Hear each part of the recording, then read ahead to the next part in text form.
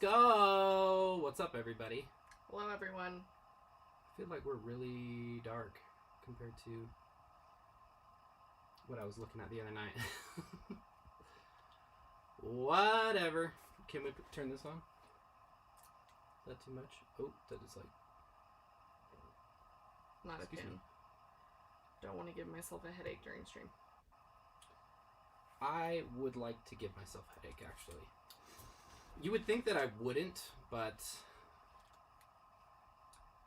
Are we silent? Like, completely silent? Or just really quiet? Big difference between the two. But I do feel like I need to probably bump us up a couple... Can I do that in this? I might have to turn it up by hand. Hold on, guys. Sorry. Mics are off.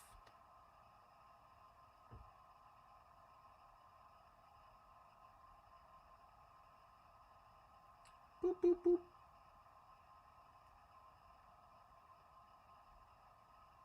Yeah, it's just picking up background noise. Oh, you know what?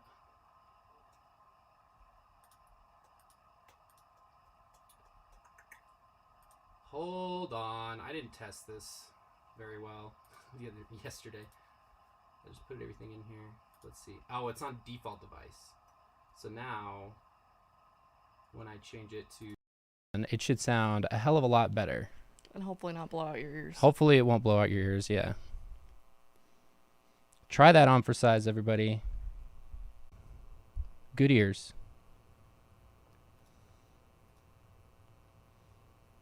Yay. Yeah, baby. Sorry, that probably way too loud. Bingo. Let us know. I don't know why. I feel like I changed that, but hold on. Let me go to the live scene real quick so I can make sure that the other audio is correct while I'm on the topic, because if I don't figure it out right now, I will forget in the future. Okay, that one's right. Anyway. Woohoo. Woohoo. We did it. We got it, everybody. We figured it out. I washed my hair today and did not straighten it, and it is very floofy. So, I apologize. It looks a mess. It's looking a mess. I did not have time to straighten it. So, I apologize for this.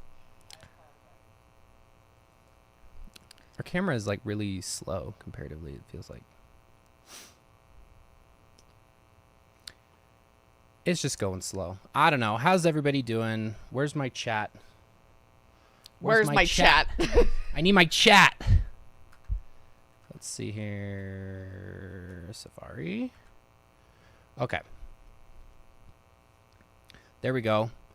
I saw Tim was progressing with the move. I can't remember what else I was looking at. And Song of Solace says you don't need to apologize. We're comfy. We're warm. Comfy is good. Why is the furnace on? I turned that shit off. And then we were like, we didn't have anything. Sometimes people are like, oh, why do you turn it on if you're not even going to come on camera for like 5 or 10 minutes? Well, first off, it's funny that you think that that we're that prepared ever. That we ever think we're going to be late or on time or anywhere in between. And second off, it will notify everybody and then give you a couple minutes before we even start coming on and everything like that. So it's good. Jill Spegar, welcome to the Celestial Kingdom. Welcome, Jill. Bless you. Perfect opportunity to mention the membership and Patreon rewards. A bunch of people got memberships last stream, last Thursday. Because there was a bunch gifted. It's awesome. We have a video that is being released this Friday. You can go and check that out if you are a member. You sound buzzy. This is why I hate the first stream after I'm adjusting things, because it always is a bunch of stuff. And then, in addition to that, yesterday we we dropped a little blooper reel because we did an ad read, and it went Horribly. poorly. So you can go and check those out, as well as any of the other exclusive content that we have to offer. Brennan's 1-year membership anniversary. We love to see it. Brennan, let's go. Oh my God, Do you have a little milestone thing that you can use? Use your little milestone thing. Don't tell them how to use their things. Okay. Brennan, use your milestone chat. It's like a super chat, but you get to use it. It's like because you hit a year. Caroline was straight up in active labor while we were streaming 2 weeks ago. Homegirl came 12 days early on her own. Wow. Oh my God. Nice. Congrats, Caroline. Hope you're doing well on the what am I thinking of? The recovery. Nicole Kovacs gifted 5 memberships. Yeah. Shout out, Nicole. So all those people, you now get a cool little star badge. And then you get access to the early access content, and then the little blooper, content. yeah, the blooper reel and everything that we did. So thank you, Nicole. You're awesome. And welcome to all the new people if they're in here. Indeed. So that's cool. Does anybody know the status of Ruby's next court date? I wouldn't expect it for a while. Like a true She had her anything. traffic violation court date yesterday, I believe. Wow, that don't they have to do that within 90 days? I guess it has been within 90 days. It was only within. It was a few days. It was like the week before she got arrested. What did they do? Same thing. She had to appear in front of the judge. Oh no! Did they like waive the? I don't know what the infraction outcome or whatever? was. There's an updated photo of her though that I did see in the passenger subreddit. For I anyone hope she who's looks interested. terrible. She doesn't look great. Chandra! D. Welcome. They dropped it. Thank you. Well, that's the least of her worries. I at know. This point. They're like, well, you know what? Oh my God. Embarrassing. Not too worried about it. Yeah. Like, you got enough on your plate. We don't worry about the traffic violation. So I think now that Brennan brings it up, I think the colors of the star badges relates to how long you've been a member for. Indeed. So Brennan is one of the few, and even though Brennan is one of the few of the members that has been around for a year, there are patrons who have been around for longer than that because we had Patreon before we had membership. It's true. So shout out. So that's all fun.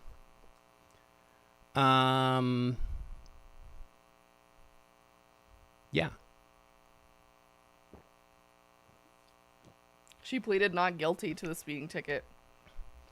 Does this woman not have bigger problems? Honestly, I don't know what goes through her head anymore. Or ever, truly. Oh yeah, Brennan was a patron 6 months before. Hell yeah. Sweet. Orange Gang. Frankie B, too. Other Orange Gang. Are you gonna update this news? Yeah, we're gonna hit some updates here.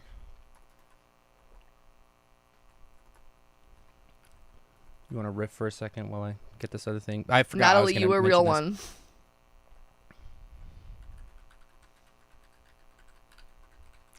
Patreon did some updates to their app at least. I know. It actually I don't know looks if it really cool. works better, but It looks really cool.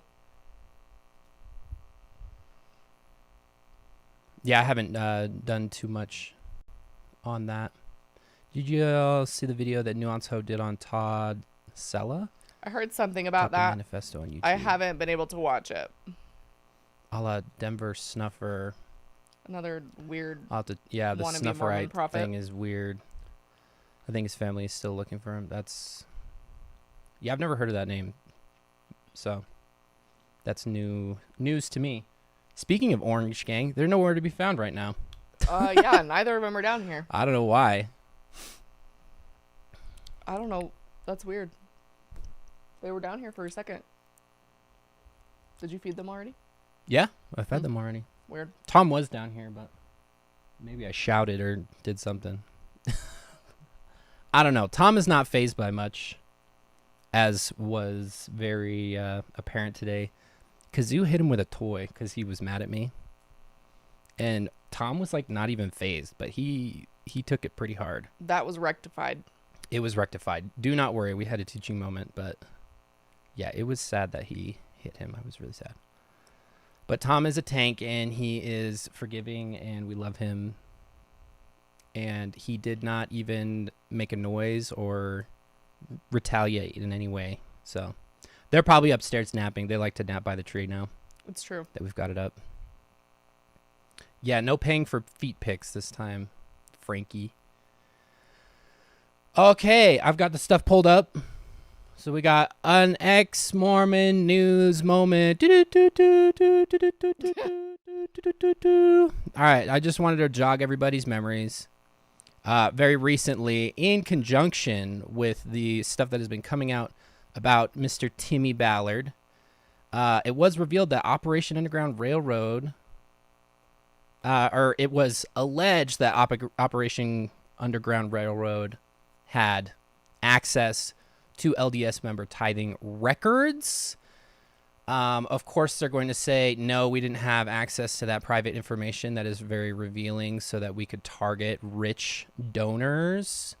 Because obviously that looks bad, that there are people out there who are giving their money in a private sense, and then that money is, or that record of their income, which is 10%. They're supposed to be giving 10% of their income, so you can very easily do some math on what they make, is then given to a very shady nonprofit. So obviously that doesn't look good. It was guessed that there was some sort of relation because of Tim Ballard's friendship with M. Russell Ballard, no relation, which was recently denied. But to further displace himself from these allegations, M. Russell Ballard fucking died. Great timing, honestly. Yes. So, yeah, one of the 12 apostles, which is the first time since 2015, passed away at 95 this week. So, really interesting PR tactic, if you ask me. But nobody's going to... Really undefeatable. It very much complicates things for Tim because it's like, yeah, well, right? just ask him. Well, we fucking can't. Well, we can't now. So, what do you want us to do about that? Yeah, and the church is going to keep their lid zipped for sure. Oh, 100%.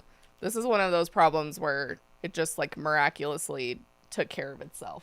Yeah. I don't know. It's kind of interesting because a lot of people in the Exmo circles, they're like, oh my God. Oh my God. Oh, I have to test this. Oh my God. What is going on? What is happening? Is the church have something to do with this? And while we might like to think that the church is like this insurmountably evil organization, which it is, I really don't think that the 95-year-old car salesman really needed a push over the edge. So, I mean, this situation very well could have been the stress that pushed him over the edge. yeah, it could have been. So, Which, I mean, if that's truly the case, then I hope that weighs extremely heavy on Tim for the rest of his life. But especially for someone who he calls a friend, but it seems like any friend he's or not allowed at acquaintance that is funeral. just... Oh, yeah, no, that's for fucking certain. So... He was I'm not of the conspiracy belief that like No, the it's kind of killed him or something. It's kind of like, goofy to think that. In all honesty, the dude was 95. He's well surpassed the average life expectancy of American males. So The head of the church is 99. So, I mean, there's not like these men are really going at it behind the scenes. I mean, yeah, it could be anything. Yeah. Once you get to that age. Struck down in his prime. Fingers crossed it's Henry Kissinger next. I think everybody has been waiting with bated breath for that guy. 95 is too long. Let's be real. Nobody wants to be around that long.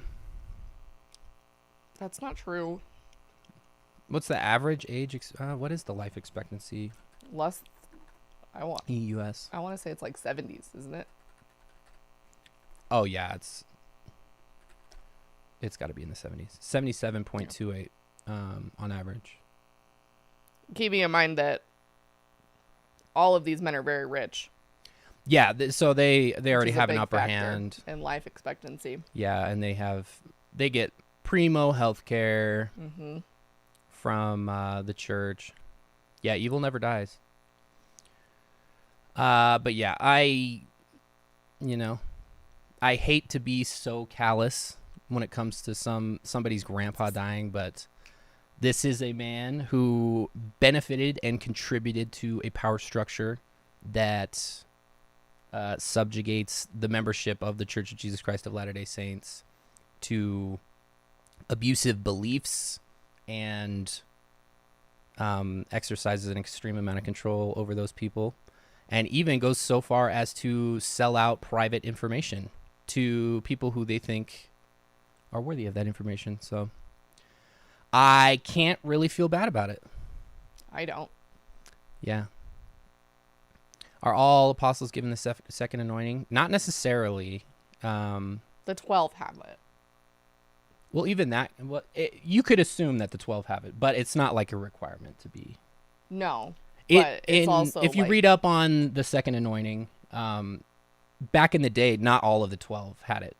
Like I think it was the Reed Smoot hearings where they're like, fucking stop it.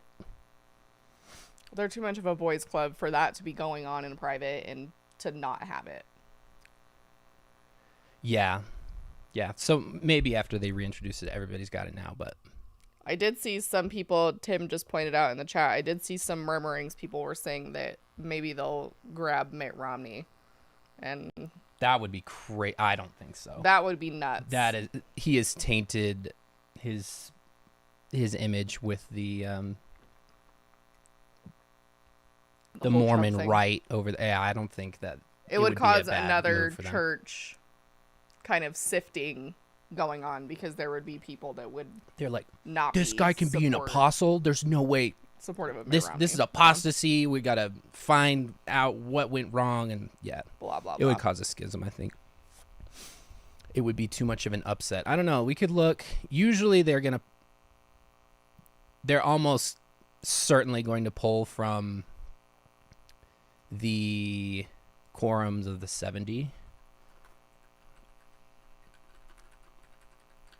And usually they're going to, like, if you just look at who has been in there and, like, what they do. Let me see if I can I want faces, baby. Lots of Mormons have beef with Mitt because... Yeah, because he's not because he voted to impeach Trump and... Among other things, yeah. Is not a, like, diehard MAGA person, which a lot of Mormons are. And so Mitt is not well respected, really, by the majority of, I would say, Utahns and Mormons for that reason. I'm trying to think. I wish I could see their faces. Anyway, a lot of times they're going to be calling from people who were former BYU presidents, like Henry Eyring was president of BYU Idaho. Jeffrey Holland was president of BYU. David A. Bednar was president of BYU Idaho. I mean, there's a lot of university presidents in there, among other things. I'm just looking at the... Caroline says is president the same as prophet. Will you address that? Yes, prophet, president. It's kind of like a political title. But also there's the distinction that all 12 or all 15 of them, that would be the prophet, his two counselors, and the quorum of the 12 apostles, They are all the office in the priesthood of apostle, which is under the high priest. I can't think of what you call that.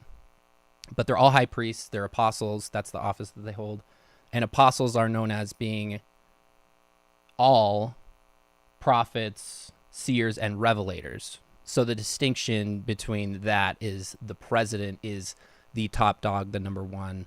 He's the guy who communes with Jesus Christ, like face to face. And But what about the Anyway. other? What about Ballard's role as president? Ballard's role was he president? He was president of the Quorum of the 12 Apostles. Yes. Meaning that he would have the second say, really, in most cases. So there's like the prophet, and then there's like you get the cool president title without really being Usually the president of the Quorum of the 12 Apostles is the next in line to become the prophet, but because that position is based on it's based on seniority, but because the current next most senior apostle is Dallin H. Oaks, who is in the first presidency, he de facto gets that title.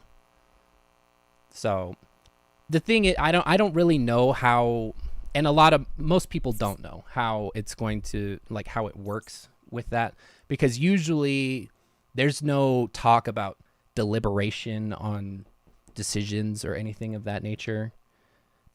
They just unilaterally, this is what they say. They don't talk about if there's any like dissenting anything. It all comes from Jesus, right? So there can't be any sort of like debate or anything. So time in the quorum, seniority in the quorum, sorry. Jesus calls that. I know, it's so ridiculous. You're like, oh yeah, this man was called by God to be the prophet. No, it's like, just a boys' club, and like he killed call off on a bunch each of other. other people so he could choose that man to be the prophet. Yes, it's straight up oligarchy, because you look at all these guys, they're all wealthy. You do not get to be in those positions if you are not well off. You have to be a high dollar contributor to the church to be able to be in these positions. So no, the questions are good. The literally face-to-face thing is some people, they'll be like, yes, we speak to God. And then in other times they'll be like, well, we never really said like we were in the same room. Like they go to back God. on it all the time. Yeah, but generally, if you asked a random person on the street if these apostles and prophets have been in the room with Jesus fucking Christ, most of them will tell you that yes, they have physically been present with Jesus and or any other of the apostles. I remember when Jordan's mom used to work at she does work at the church still, and she had a friend or whatever, and they were talking about how one of the apostles got called and they like took him into the room, and his assistants were outside waiting for him. He came out all like, oh yeah, thanks, Frankie. He came out of the room like all shooken up, and apparently he had said that Joseph Smith was in the room with him when he got called to be an apostle. Like, it's all just folklore and weirdness, goofy stories. Shout out to new members. Thanks to Frankie B gifting subs. Thank you. From leader to leader, they don't agree. Yes, you have to look at it from a wide scale. One of the things I really love to bring up is back in the 90s, Russell M. Nelson made a conference talk. Somebody asked how old he was when he became prophet. He was 93. Yeah, in 2018. He's been an apostle for longer than that. Yeah, he's been an apostle since like the 80s. Mm-hmm. But Russell M. Nelson, who we're talking about, the current prophet, back in the 90s, he gave a general conference talk urging members to refrain from using the moniker Mormonism, the Mormon Church, because it gets away from the use of Jesus Christ when you're talking about the church or the followers of the church. And then the president at the time, Gordon Hinckley, was out on 60 Minutes like, yeah, we're Mormons. Like, shut the fuck up, Rusty. We're Mormons. What are you even talking about? And then I think he made another push in the 2000s, and Thomas Monson, who became the prophet in like 2006 or 2008, did the whole I'm a Mormon campaign, meet the Mormons, all that jazz. And then the first general conference after Tommy Monson bites the dust, Rusty's up at the pulpit. Don't say Mormon. He is offended when we say that. It's a victory for Satan. So now it finally gets to stick. So who knows? The next prophet will probably be like, yeah, we're Mormons, bitch. What are you going to do about it? It's Mormon, because we're more man than you. It's pretty understood, and it's even been referenced in, like, Hi, Queen Bee from South Carolina. By the apostles during conference talks where they don't always agree on things. Yeah. And they kind of have, like, polite versions of knockdown dragouts over like policy decisions and like the gay thing. Like I can't remember if I heard it from my mom or if it was from a talk where they had talked about not everybody is on the same page about the LGBTQ decision making. And so it's commonly understood that they're all very opinionated men. Yeah. All from most of the, a lot of the church men in high up leadership positions are pretty educated. Like the church leadership are rich, a lot of them, because they're in high paying professions. They did a lot of schooling. Like Russell Ballard's kind of one of the exceptions because he was rich, salesman, but yeah, he's not notorious by any no means. And so you have a lot of very opinionated, I'm right and you're wrong type of men sitting in a room making decisions under the guise of God making the decisions. And so, of course, you're going to, like, I think that to me proves more than anything that their ungodliness, because based on whoever's at the pulpit running or pulling strings at the time is going to change the course of what's happening, like, day to day for the church. Yeah. And I feel like some of them are more opinionated and like stuck in their convictions than others. Mm-hmm. Like Rusty's one of them, and the next one, Dallin's one of them. Dallin is one of them. Especially, I don't know if he still is. He's a state of Utah Supreme Court Justice. He was. Oh, did he like renounce? Isn't that a lifetime appointment too?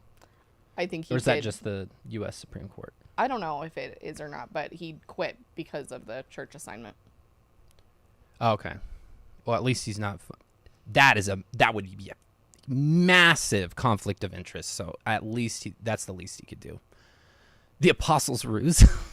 The Apostles' Ruse. Now that's more accurate. Yeah. Oh, what was it that I had seen recently? This is kind of like the dangerous thinking. I sent this link to Jordan. Please tell me that's not up. I almost doxed myself. Let me see if I can find this. I sent Jordan a link from Reddit. It's in relation to the Apostles' Ruse. You reminded me. I don't remember how long ago this would have been. We got Baloney up here. Come here, Baloney. Come say hi. I think. Orange Gang. Come here. We've got Tom asleep on the couch. Well, kind of asleep on the couch over here. Baloney. Hell yeah. Come on. Hello. I thought it was. I was in top chat, Outer Darkness, LOL. Sorry. What are you looking for? When was this? I sent you a Reddit link, and you probably didn't look at it because you hate me. Yes, here it is. This was just yesterday. Feels like last week. No, I did. Oh, I did see that. You never say anything about the stuff I send you, so there's literally nothing I would ever be able to figure out. Because most of it I've seen before. Who's this guy? This is the Sons of Helaman or whatever guy. Is it? I don't remember. I just thought he was a random therapist. Let's look here. What the fuck? Baloney doesn't want to get up on the couch, apparently. Get back. Baloney's hating. Oh, I love that you went to the cat cafe. Oh, the Nico Cat Cafe? I don't That think it one? was that one, but a cat cafe in their area. Anyway, I don't want to do...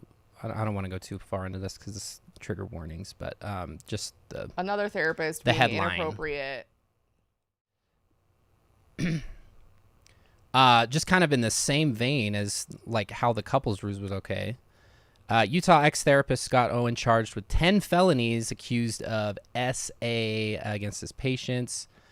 Prosecutors say he told one patient, God gives certain people special permission to do things that are normally wrong. That's grooming, everyone. Yup, but it just goes to show that there is always enough wiggle room for people to believe that they can do this shit and be justified. Like, I'm sure he had some near-death experience vision where he, I don't know, bumped his head in the shower or some shit, and apparently God came to him and was like, yes, you can do this to your patients, and it is what will cure them, or whatever. So, I don't know. This kind of rhetoric is Baloney just cameo. so dangerous. What up, Baloney? Hold on, let me see if I can get him a little closer. Put it on full screen. I'm going.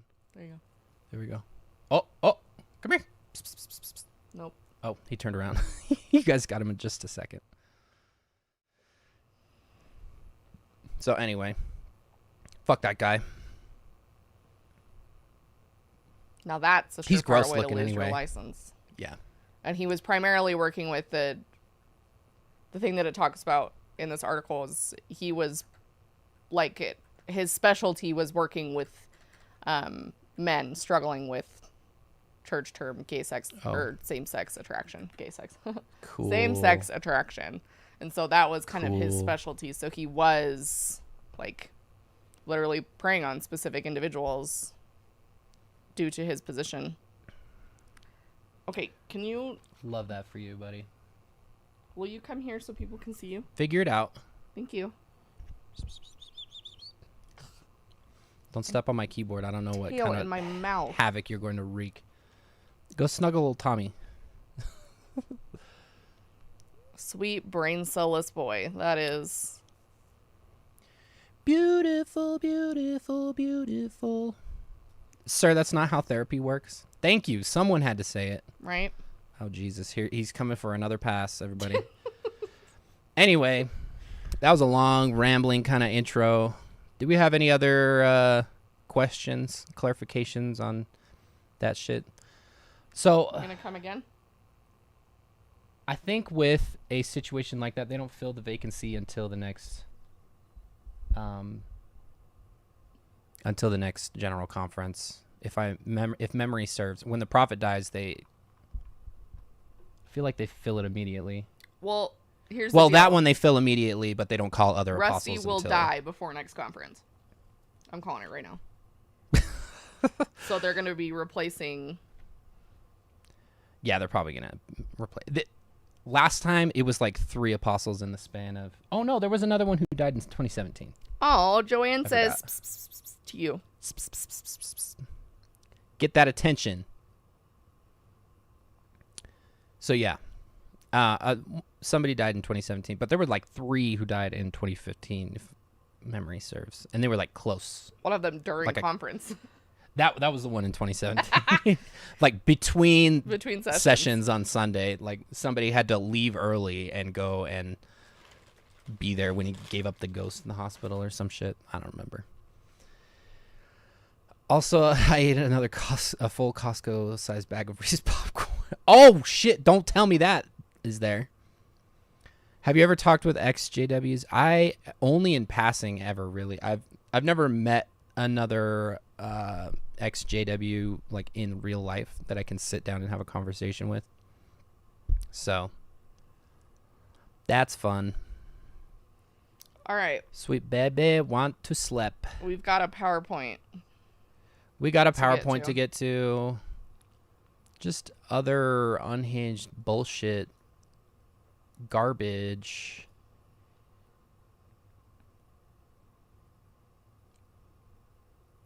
Sorry for the other cats that may have responded to the... Hearts for the cute. Do people who are in the next in line to be prophets like really full of themselves? Like, how would they not be acting as prophet knowing they will be a prophet? That's pretty funny, actually. I would imagine they're all kind of like that once they're starting to get up there in seniority. It's pee-pee time. Hannah. That's funny. Phrasing. All right, we got the pee-pee going. Let's get all of our names in there. Hold on, let me put this bad chicken away. Oh no, not that. I can't see the symbols on here as well as I could on the other one. There we go. Boom. There's everybody's names. Created by Jordan, MSW, CSW, McKay, SAHD, then Tom, Baloney, and Kazoo. Why don't we have any titles for them? I don't know. You want to come up with some titles for him?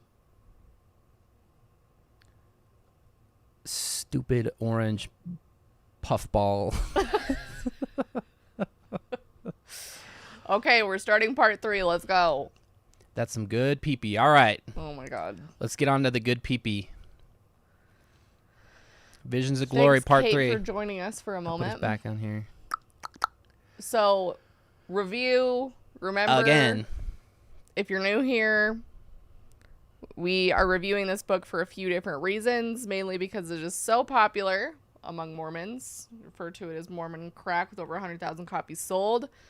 Many Mormons read it, and many of them interpret the things that are happening in it to be literal, which, as we will see today and as we continue to go forward, is concerning. It's also been latched onto by the Mormon prepper community, the likes of Julie Rowe and her groups, and there's been higher incidences of like Mormon prepper incidents even in the news recently. So yeah, that's concerning. Not my fave. Also, a lot of people killing their spouses instead of just getting divorced, which is also concerning behavior. And then we've got our lovely people, Lori Vallow and Chad Daybell, who reference this book and read it often. We've got recently referenced by Tim Ballard. We've got some overlap with Ruby and Jodi's beliefs and a connection to the author with Jodi herself. And then we've got problematic topics, not the least of which is racism, ableism, blood atonement. Yeah, if you want to check out some extreme racism, you can go to last Thursday's stream. Toward the end, if you missed it, yeah. I go in and I break it down for you to explain just how awful it is. But all right, next slide. Shout out to the replay gang in case you want to become a part. And then just as a review, so you know who we're talking about, we've got John Pontius on the left, who is the actual author of the book of Visions of Glory. And then we've got Tom Harrison, who is referred to as Spencer in the book. Hello. He's the subject of Visions of Glory, but these are his experiences as told by him to John Pontius. And so he's referred to as Spencer in the book. We don't call him Spencer very often. And he is, last we knew, a licensed therapist working with children. Tracy, the short version is no. We did not see that yet. On to the next one. I didn't have a chance to go in and fix the titles. So all of the titles are like the same, I'm pretty sure. Because I was doing this last night and I didn't have time to fix it. So ignore the titles. But we're getting into basically part 3 of this book. And the thing that I will say that I didn't have the chance to write down that McKay read about, I think briefly, was before the experiences that we're going to talk about today. Tom has a vision where he meets Jesus, and it's not anything crazy. He just vision wise meets Jesus, they hug. He tells him things, some things he doesn't remember. He tells him that he's got like important life things to do. And that's basically it of the Jesus meet. But I didn't have time to add that in there because McKay was on that part and I was further ahead and I didn't add in his part. But I can just give a brief little thing. It was not really that important to it. But after he had the vision of the diorama of hell, he was like taken away to the Beehive House in Salt Lake City, which formerly was one of the mansions that Brigham Young used to live in historically, but now it's like a museum. Anyway, he like went into this back room or whatever, and up into this. It sounded like it was part of the museum exhibit. This bedroom, and there was an apostle friend of his knelt at the bed, and he was engaged in this intercessory prayer, is what he refers to it as. But he was basically like Jesus in his intercessory prayer, was like, oh yeah, like not my will, but thine be done. I'm paraphrasing, obviously. And then he continues to pray for Tom as some sort of bias confirmation that what Tom is doing is like, he's literally aware of what Tom is going to have to go through and all this shit. And he like prays that he'll have strength to go through with all this stuff and whatever. And he's like so moved. And then after that, he looks over, and on the other side of the bed, or in the bed, is the current prophet at the time. And this was in 1995. So that would have been Spencer Kimball. No, Howard W. Hunter, who was also a friend of his, who passes away. And then he's in this vision, and he sees his spirit. He just stands up, and he's all happy or whatever. And he's like, oh, it'll all be all right. I'm so happy. And they walk out. And one of the guards who was posted outside the door that he had passed by, when he entered, he noticed that he was reading some scriptures or whatever. He was not aware of them as they passed into the room or anything. But when they came out, the deceased prophet was like, oh, and he goes over to the security guard, and he's like talking to him and stuff like that, which is then revealed that apparently the security guard was actually an angel, and the scriptures that he was reading were going to be Tom's because they had his name on it. And then like that Christmas, his wife gave him the exact same scriptures that he'd seen in the vision. It was all just kind of all these fluff, dudes in a bed sounding honestly. a little gay. Yep. Honestly. So I think that was the end of that. After that, he returns to his body and just goes home and recovers. Again. After a couple, they were there for like weeks, apparently. It sounded like multiple weeks they were in Tahiti. So allegedly. That's kind of build up to this point, and then his experience with Jesus, where he hugs Jesus and Jesus tells him nice things or whatever it is. So as part of his experience with Jesus, then he comes out with some insights about his daily life, including this one, if you would like to read this one. In this experience, I also learned that I had chosen the right profession. I knew my work with damaged and abused children was my calling at this time. And because of this, there was a healing of my own abuse when I was a child, because Christ was doing for me what I did professionally for these children. I was bringing them to Christ, where all true healing occurs. Only Christ can heal these children, especially when they have been emotionally, sexually, or physically abused. In case you did not catch that. Red flag. Thank you. Immediate red flags. Immediate red flag. That is not. I mean, ableism, not the least of which, referring to children as damaged. Nope. That's not the play. highly inappropriate, particularly coming from a therapist. Not the play, buddy. Um, And bringing children to Christ where all true healing occurs, buddy, you are not doing that. That's not what that is a not the job of a therapist does.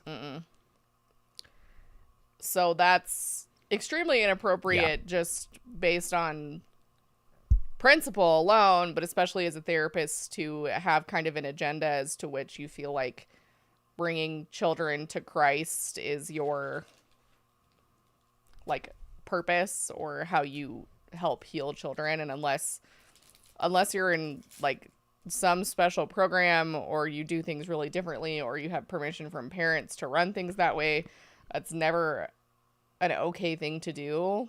Going into therapy with an agenda, a religious agenda specifically, to push onto children is extremely inappropriate, against every ethical code that I can possibly imagine. And to imply that only Christ can heal these children, believe in something that's not Mormonism, to imply that all of those children can't be healed because of those experiences, and almost as if to say that children who have been emotionally, sexually, or physically abused are like too far gone. It's just a really toxic way to view people and children in general, especially for a therapist. But this is like the will of yourself and your own desires eclipsing your professional role as a therapist. This is in my opinion, this is someone that if they don't really attend to this shit and it gets worse, these are people who end up like Jodi, who their own stuff eclipses their actual professional desire and ethics that they have agreed to. For real. Because this does not fit within any professional code of ethics for any counseling profession. And he's a social worker, and social workers' code of ethics is pretty stringent. Yeah. So Where did he go to school? I don't know where he went, but he taught at the U, I'm pretty sure. That's really disappointing. Anytime this kind of shit comes up with, kind of surprised that BYU still has that accreditation with the, what is it? The NSW? They're CSWE accredited, and they shouldn't be. They really shouldn't be. So yeah. That's my opinion. Jordan doesn't have to hold that opinion because she's a professional, but that's pretty ridiculous if you ask me. Anyway. Next slide. Yeah, not cute by any means. From that day onward, I could go into a room or sit on the stand in sacrament meeting, and I knew who in the audience had gone through these abusive experiences. Since that time, I've frequently gone to public events, and while sitting there, the Spirit would say clearly about some stranger in an audience, you're going to work with that child in a few weeks or even a year. Sorry. Even an year. That person and often his whole family would enter into therapy with me. So, it's normal to just be sitting in church and like going, oh, that interesting. That person was abused. Oh, they got some abuse too. Sprinkle of abuse here, sprinkle of abuse there. Very interesting. And then Jesus or God or whoever Mormon God is telling them who is going to join their therapy practice. Right. Isn't it interesting that the Spirit could tell him who's going to need his services instead of something actual fucking useful, like being able to prevent those kinds of crimes happening? Indeed. Hello? Next Not slide. very useful, buddy. Although it is easier to keep up the plausible deniability to be like, oh yes, 1 year ago I saw you in sacrament meeting and I knew that you were going to be in here today. I say it is painful because of the unusual capacity I gained to go with them or to those dark places He's and talking evil about places working with children in their hearts and retrieve them, snatch them sometimes, or coax them with the help of Christ out of that darkness into the light They experience a type of being born again. When an adult or child will submit to this process or allow me to act as Christ's agent in guiding them through this, he is healed of that abuse completely and permanently, even as I was when I met the Savior that first time. Huh? Huh? Say what now? I mean, first of all, we're talking about snatching. Anytime we're using snatching in the same sentence as a child, don't love that. Yeah. But also, what... To me, this doesn't sound like a therapeutic modality. Yeah, snatching them from the sunken place, apparently. This- With Jesus' help. Yeah. What's like, Jesus doing? He's holding your belt loops while you reach down? Or what's going on? That's... My level of confusion is what is happening here in a professional therapist sense that is okay. Because I could maybe see some modalities being described this way, like in a really bizarre way, but it doesn't sound like that's what he's talking about to me. Yeah. In my opinion. And if it's painful, I mean, that also shouldn't be something that you should be, like, drawing attention or awareness to, especially in session with a client. Because then we're back to centering the self and your experiences instead of the client's experiences, which I think sounds to me like is a huge issue here. Because we read last time that he talked about how half the time he doesn't even listen to his clients. He just waits for them to stop talking so he can tell them what Jesus needs to tell them.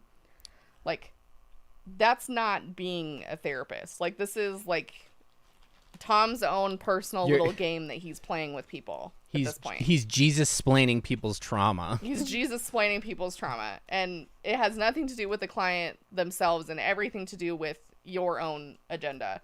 Like, as a therapist, you operate for the benefit of the client and follow the lead of the client and what they need.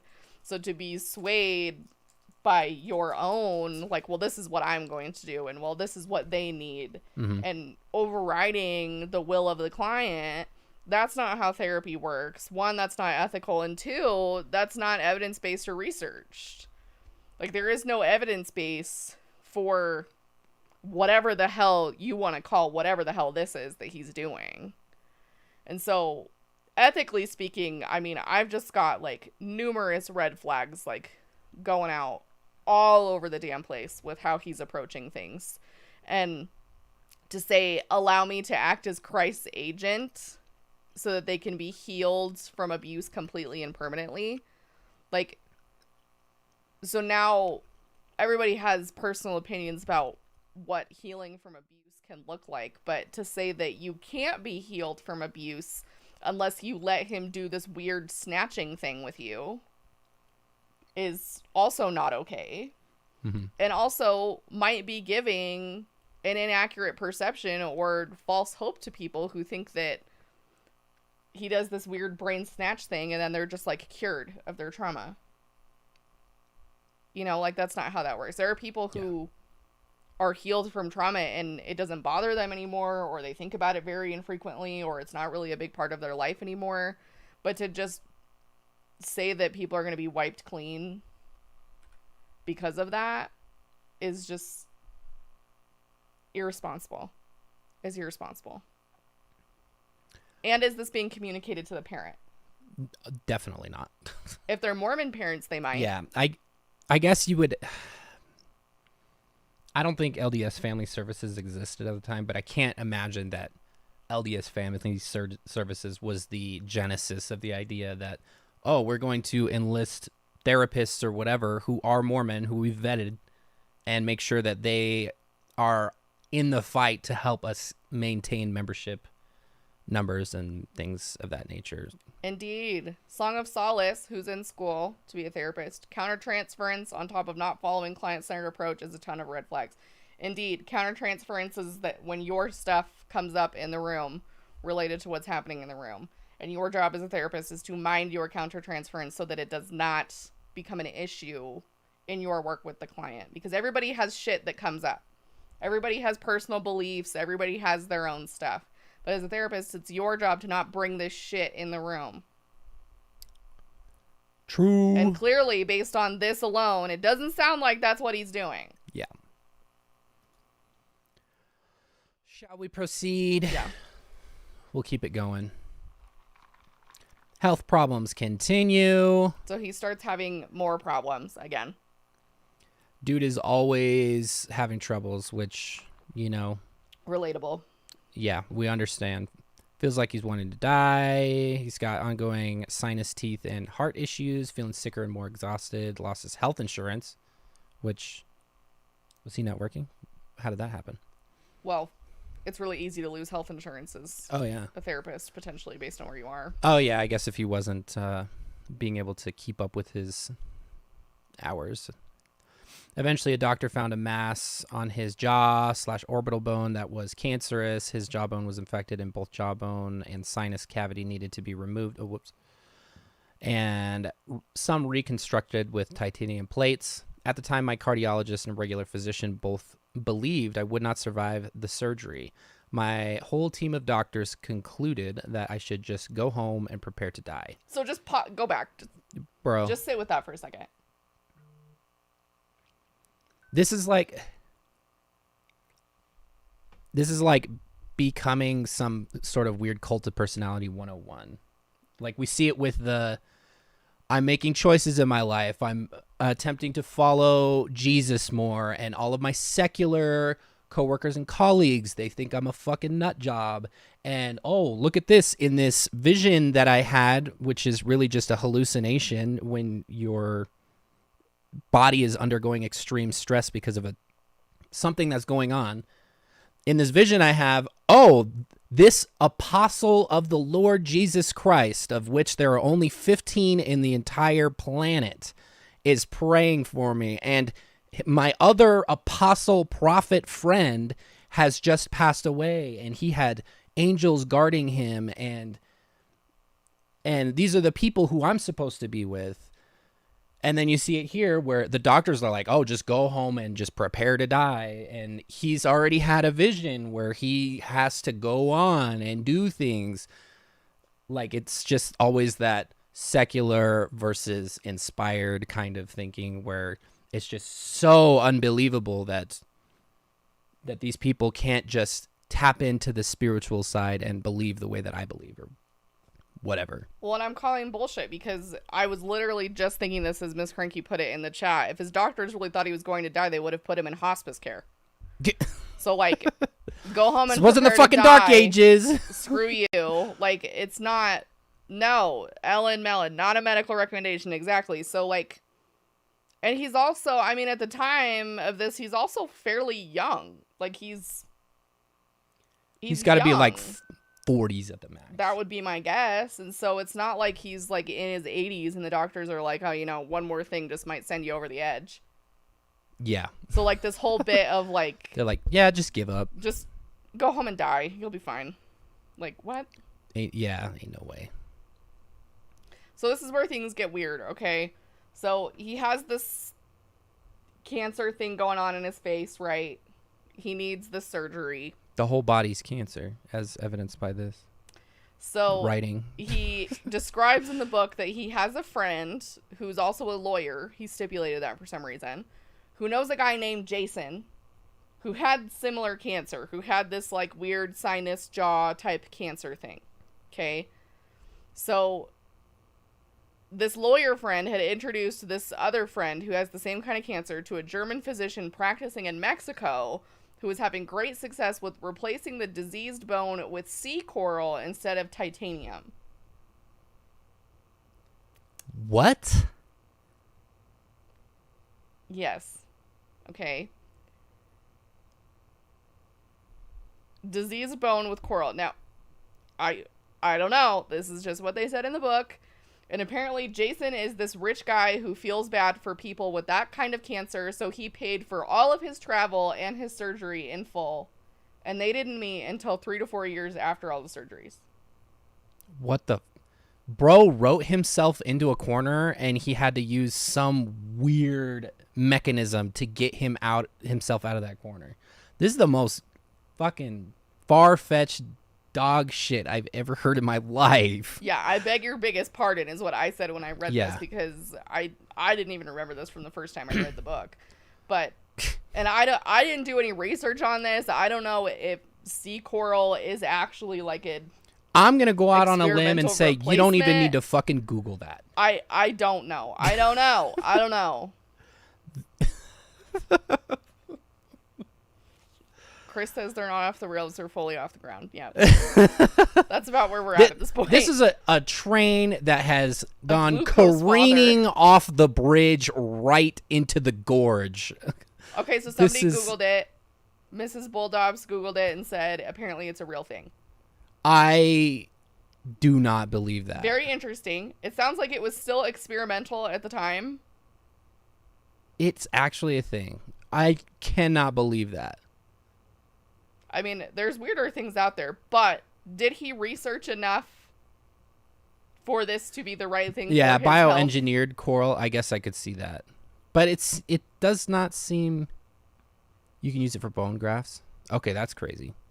Okay, maybe we were overreacting a little bit, but it does sound suspicious. It sounds very suspicious.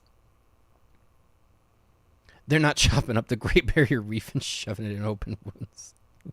Well, today you guys got to learn some medical information. Well, there you that go. I don't know that you would have learned otherwise. As of 2018, but it looks like it's mostly temporary.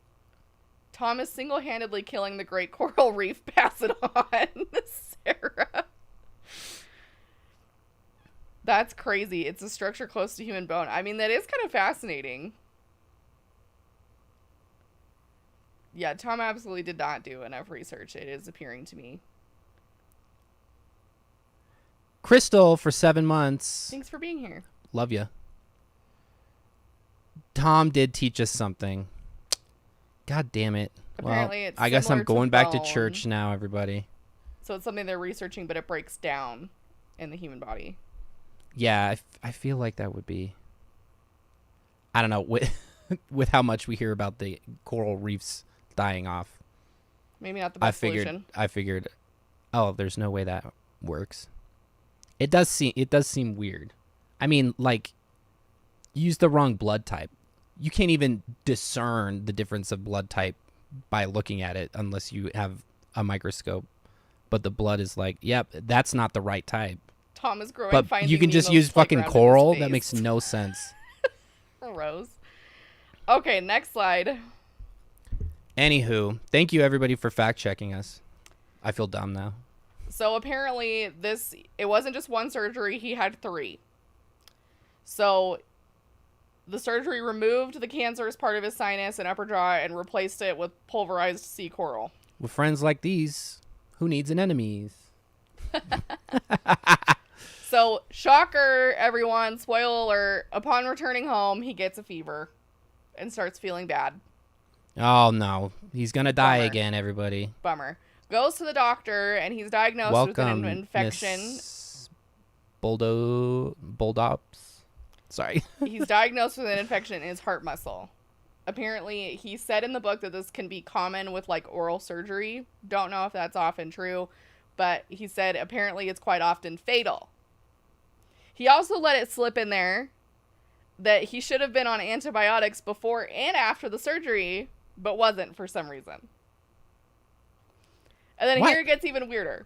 My doctor put me on massive oral antibiotics but sent me home. He said he didn't dare send me to the hospital because of the risk of catching an additional infection. Beg your pardon? What? I arrived home and deteriorated quite rapidly. In all candor, my doctor should have put me into the hospital because I was dying.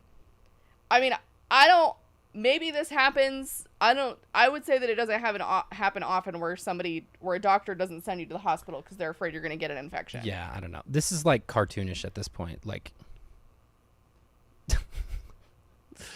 so now he's got an infection in his heart muscle. He's potentially dying. also, he was saying that the surgeon in Mexico didn't give him any. Correct. Bro, that's bullshit. I would never, ever, ever even think for a second that Mexican doctors would ever be so reckless and blasé. if they were going to do something like that. That's crazy. I don't know. So now he's got this, and he's dying, and he should have gone to the hospital. Next. Again. Thanks, buddy. So, miserable and basically dying. According to his recollection in the book, it's the worst. Like, this is the worst he's ever felt. So, like, out of all the things that have happened, this is the worst he's ever felt, and he really thought he was going to die. So then a woman comes to him in a vision and says he's not going to die. Spoiler alert. And she communicated, this is from his book, she communicated to me that my life was being preserved, not for my sake alone, but for the sake of others, those whom I was going to serve. I learned many years later that those people I would serve were her people. I've thought about that many times and wondered who she was. My faith told me she was a long ago progenitor of mine. Like an ancestor. Yes. No elaboration on this or what that means, at least at this point, but I put it in there because it was another vision that he had where It was another like, person no, is you're not saying, going to die. You have a larger purpose at hand. Yeah. You have to help Tim Ballard scam people out of their money, buddy. You're not done yet. Yeah. All these NDEs are just like L. Ron Hubbard. I need to hear some of those actual stories. I just know about Scientology through Leah Remini. For real. So then a week later, we end up with an Ebenezer Scrooge situation, and he actually calls it that, which I think is funny. Oh, really? He I does. thought you were just No, he actually calls it editorializing. that. He said he wakes up with the impression that he was going to have 3 visitors that day. Okay. So, They were on his spiritual calendar, I guess. his agenda for the day. Indeed. So visit number 1 is from an old guy from his ward. Nothing super crazy. They sat and read scriptures together, like, cool. And then visitor number 2 was another guy from the ward that was on his way home from work that said the spirit prompted him to tell him things, including that he would be healed, he could be healed, and that he needed to work on having the faith to be healed. And that second, there was many things that he needed to do before he died. So, you know, casual bro from the ward just stopping by being like, you don't have enough faith to be healed, you fucking idiot. So, get it together. You know, because that's what everybody wants to hear. Okay, that's the ghost of Christmas present. So then The ghost of Christmas future there's a coming in knock on the at door. 10:15. There's a knock on the door at 10:15. He asks his poor wife if she hears it. She says no. At this I wouldn't point, say it. If I'm in bed, I'd be like, no. At this point, he says that he felt like she thought he was, like, delusional and was, like, hearing things. So then he falls asleep again and then wakes up again with somebody knocking at the door at 12:50 in the morning. But he realizes the knocking isn't coming from the front door, but the bedroom door. So somebody's knocking on their bedroom door, like, very insistently. So then suddenly, like he has a million times before, he just leaves his body. Dips out of it. He's like, fuck it. Astral project. Feeling great. Feeling great. So then he walks to the door, realizes that he can walk through the door, and then meets an angel on the other side. And it's a male angel of light that he had recognized from before. And then the angel tells him, the first thing that we will see will explain to you why you were experiencing your life as it presently is. Oh, dude, it is the ghost of Christmas yet to come. I feel Dickens rolling in his grave, Sage, yes. Basically. Poor Dickens. Did he ask the door's permission? Hannah, now that is a good question. I love how his initial thought when he hears a knocking at his bedroom door is to astral project and not get a baseball bat or other. He clarified that he knew it wasn't anyone, it wasn't the kids. Like he said it wasn't any of their kids or something. But he didn't clarify that it couldn't have been like an intruder. That was my first thought. Yeah. Jesus comes a knocking. Okay, so now things start to get really interesting. McKay, if you would like to read. When an out-of-body experience is rocking, don't come knocking, Jesus. Okay. As we stepped into the gravel, the scene changes to a very different set of blue-gray mountains with tall cliffs facing me with 3 towering Sorry. mountain peaks jutting into the sky above the cliff. There was a stretch of water between where we stood and the mountain. I could smell the ocean air and heard the waves breaking on the cliff face. Clearly, we're not in Utah anymore. Yeah. What? Yeah, unless you're talking about ancient Utah, in which case that would work, but not anymore.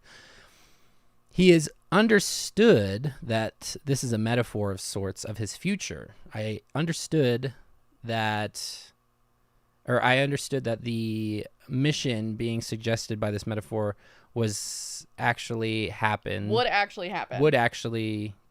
if not exactly as I was seeing it now. Now that's an important detail because we're starting to get into kind of the futuristic visions are starting to happen. And so I want you to remember that he's saying that it is suggested that this will actually happen exactly as he's seeing it. There were lights high up on the mountainside.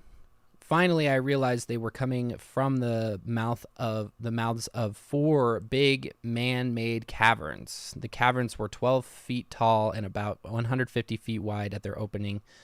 The openings had bars on them as if they were prisons. They get closer. I looked in and saw thousands of people in the chambers. There were rooms within for large groups, cooking areas, and massive gardens of flowers and vegetables. Deep into the cave, I could see closed doors. The people didn't see him. They were dressed well and going about their lives. They did not seem to consider themselves captives, but were healthy and happy. Children of all ages played and tended to chores. Okay, so we're just going to pause here for a second. What do you think is happening right now? I have no clue. This sounds like he was like, "What's that video game you're playing there, Sonny? Fallout?" Oh, they all go into fucking bomb shelters called vaults, and they have whole entire communities in these vaults when bombs fall. Wow, that's really unique. Not as unique as what I'm about to write here, bud. Oh my god, I'm dying. That's my best guess. Okay, so yes, he's very detailed in his writing, so I try to sum up in some places so it's not so, like, intense, but I wanted you guys to kind of get the picture of where they are. Go to the next one. He asked the angel who and why. So who are the people and why are they here? The angel points out that the locks on the bars are on the inside. They had locked themselves into the caverns, and the bars were their own construction. Yes, this is literally the idea of vaults in Fallout. He asks why they lock themselves away. The angel responds, "That is right. These individuals have locked themselves away because of the persecution, abuses, and mistreatment they have endured from religious organizations and from the abuse of the governments and the authority of the world." The angel shows him in vivid detail the people's suffering, including having been killed for generations. Tori's celebrating 1 month. What's good? Love being here with you. Hit the next one? Thank you for being here. Yep, keep going. The angel says that these people will only trust people like him who have undergone similar pain and abuses. They will see that you also belong to the fellowship of the suffering of Christ. Okay. They're carrying a ring to Mordor. Okay, keep reading. Then a young woman brings a key to him. She didn't look like the cavern people, but was an angel. His angel took the key and gave it to him. It was an elaborate, magical-looking key that looked millions of years old, which is impossible because the Earth is only 6,000 years old, right? There were symbols on it. I know. This is my summarizing. There were symbols on it he couldn't read. He asked about them and learned that the key represented the mission to rescue the people from their prison. So the thing about this key is he goes on for like 8 pages describing what the key looks like. Okay. Jesus H. So there's like, different colors and different meanings, and it's attached to the Mormon priesthood, and it's also the building. Oh yeah, they love keys, man. They do. It's also the building of Zion, so that everybody who participates in the building up of Zion is going to get their own key, and okay, like all of this stuff. And then the fellowship of the suffering of Christ. So basically the angel is telling him that, like, the reason that he's having all these kidney stones and issues is because he needs to be like tried and like abused and pained so that the people in the caverns will trust him when it comes his time to liberate them from the caverns. So he goes up to the door and they're like, hey, have you been extremely chronically ill all of your life? Because we've been abused by governments. And killed. But your kidney stones are real bad. Yeah, I've had kidney stones. I've had cancer in my jaw. And they're like, you know what? We trust you. Same thing. This is what? Yeah, this is as delusional as you think it is. Okay, so keep going. I looked around me and realized we were no longer before the chambers with the bars, and I no longer held the key. We were in a tunnel of sorts. Tunnel snakes rule. And I had the sensation of moving at great speed. I discerned the tunnel was alive. Perhaps it would be more accurate to say it was a part of my being. It was mine, and I had created it. The angel tells him, that is right. It is a portal, and you created it. Only you can use it. What the fuck? How much did you read? This is all one vision. Oh my God. We've moved away from the caverns, and now we're in a tunnel.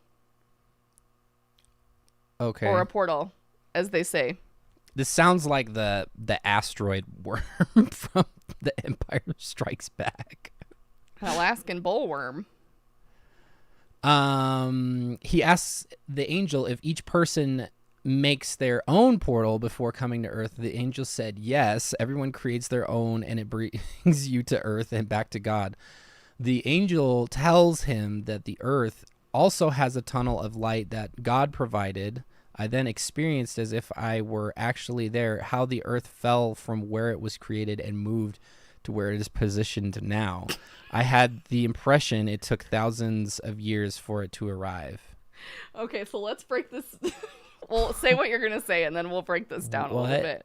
On Earth? I have no idea. It's also funny where he's like, yes, this is where the Earth is now, when the Earth has never, ever been in the same place ever since the beginning of time. But anyway.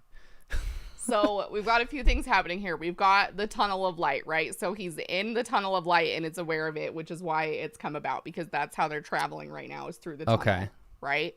So he asks questions about the tunnel. The tunnel is a part of him, and every individual has access to their tunnel, which is also a portal. And the portal takes you back to God. Okay. So when you die and you see the tunnel of light, that is the portal that leads you back to Jesus. Okay? I really did not think that anything could be more complicated than Mormonism. Nope, this is just like Mormonism on drugs. Seriously, this is so much worse. So he's got his tunnel, and each of you, fortunately, have your own portals. You have access to your own portals. And then the Earth also has a tunnel of light that's independent of everyone that belongs to the Earth. Reeking tunnels. Oh, it's tunnels on tunnels. Tunnels on tunnels. Right? And then he's starting to learn about the Earth as it was, apparently, and is. So there you go. On bent knees, crawling back to God through your own personal reeking tunnel. Okay. This is all just normal stuff, you know. The image I saw appeared to me to be a folding of the universe. It looked like the universe folded in on itself. The Earth was then moved from where it emerged and physically transitioned to its new position, and by the time it arrived, it was prepared for mortal man. I also saw that when it is time for it to return to its original location, the universe will again fold, and the Earth will be moved back to its place of creation. The image I saw was revealed that even though we only perceive one plane of existence, there are an infinite number of planes stacked in the same space. These planes are not truly universes because they are less about infinite stars and suns, and worlds as they are about God's organization and exaltation of all his creations. This dude fell asleep while watching some Discovery Channel special on astrophysics and woke up at 2 a.m. and this is what he heard. Because like he's almost there with some of the ideas, like the ideas of wormholes, which are just theories, and multiverse and different dimensions that we can't perceive. Like it's all kind of there. This guy is just describing launching his head so far up his own ass he's hitting another plane of existence. Fucking truth. Okay, so if you're lost, this is very confusing. The angel is explaining to him, not really, but like visually Wormholes, demonstrating basically. to him why the earth is the way it is right now and how it's transitioned Dreaming in Dune, watching Stargate fall asleep. to its new position. So the transitioning was happening before mortal man arrived on Earth. So when it was ready, like when it had been officially transitioned to its new position, is when mortal man was reintroduced, right? And the folding of the universe is associated with the fall of Adam and Eve. Okay. So the let me make sure I've gotten this straight. Mm-hmm. The Earth was created in a place, Mm-hmm. and it was populated with just Adam and Eve when they were in the Garden of Eden. Mm-hmm. And then when the fall happened, the Earth was transported through a wormhole to the location where it allegedly is now, which Is not its final resting place. is not its final resting place, but it also took thousands of years to happen. So were Adam and Eve existing while the Earth was in transit? Oh my God. Okay, so someone said something really funny. Did God fold the universe hamburger hot dog style? Helena, that is amazing. Or Elena, I'm not sure, but that's hilarious. So then we have when it's time, so like when the earth is celestialized again after Jesus comes again, then everything will be moved back to its original place of creation, okay? But then we also have the planes of existence. So the different planes of existence are stacked or kind of So it's like linked together. It's like your layers in Photoshop. Correct. Okay. Yes. Because like some of them are really detailed and you have a lot of stuff, and then some of the layers are just like little background things or whatever. Yes. And so Okay. we're going to get into why there are an infinite number of planes. But Okay. you guys are doing great. You're trying. Thank you, everybody, for following along. I'm reacting to this right now because Jordan was the only one who read this part. I gotta. So these are the Bring it planes back. of existence that he's talking about. All the universes he saw were celestial, terrestrial, and celestial. So that should be telestial, Yeah. terrestrial, and celestial. There were other types which were not types of glory. These were wonderful places without glory, where beings who had not qualified for a reward of glory during their lifetimes were ultimately sent. They were created in response to their desires. This is Mormonism apostasy right here, just to be Yeah, clear. it gets worse. Just listen. They wanted nothing more to do with God or his intervention in their lives, so he gave them what they wanted, whatever it was, and there they would stay throughout eternity, unable to challenge God's authority ever again. That sounds like fucking paradise to me if I've ever heard it. Right? Isn't that an interesting approach? Right. So this is saying that for those people, so like the bad people who don't get to any of the celestial, terrestrial, or telestial kingdoms, they get their Glory own, holes. Oh my God. basically. They get their own kind of plane of existence, basically, but it's created in response to what their desires are, so God gives them what they want, and then they go eternity without being able to question God's authority ever again. Or like cut off from his existence. Correct. Or whatever. I mean, It's so nice don't of see God, what's wrong. honestly. Butterbur Candace yeah. said, I that- agree. It is exceptionally nice of the Mormon God because Dude is vengeful. This is little not prick. the position of Mormonism really at all. No, this is apostasy. Yeah. Like there is outside of the 3 kingdoms, there's spirit prison, which is where basically you're stuck until you accept the gospel, or outer darkness. Yeah. And those are really your only other 2 options. Yeah. So it's not like you get Well, your and own... outer darkness is like essentially unattainable according to some people.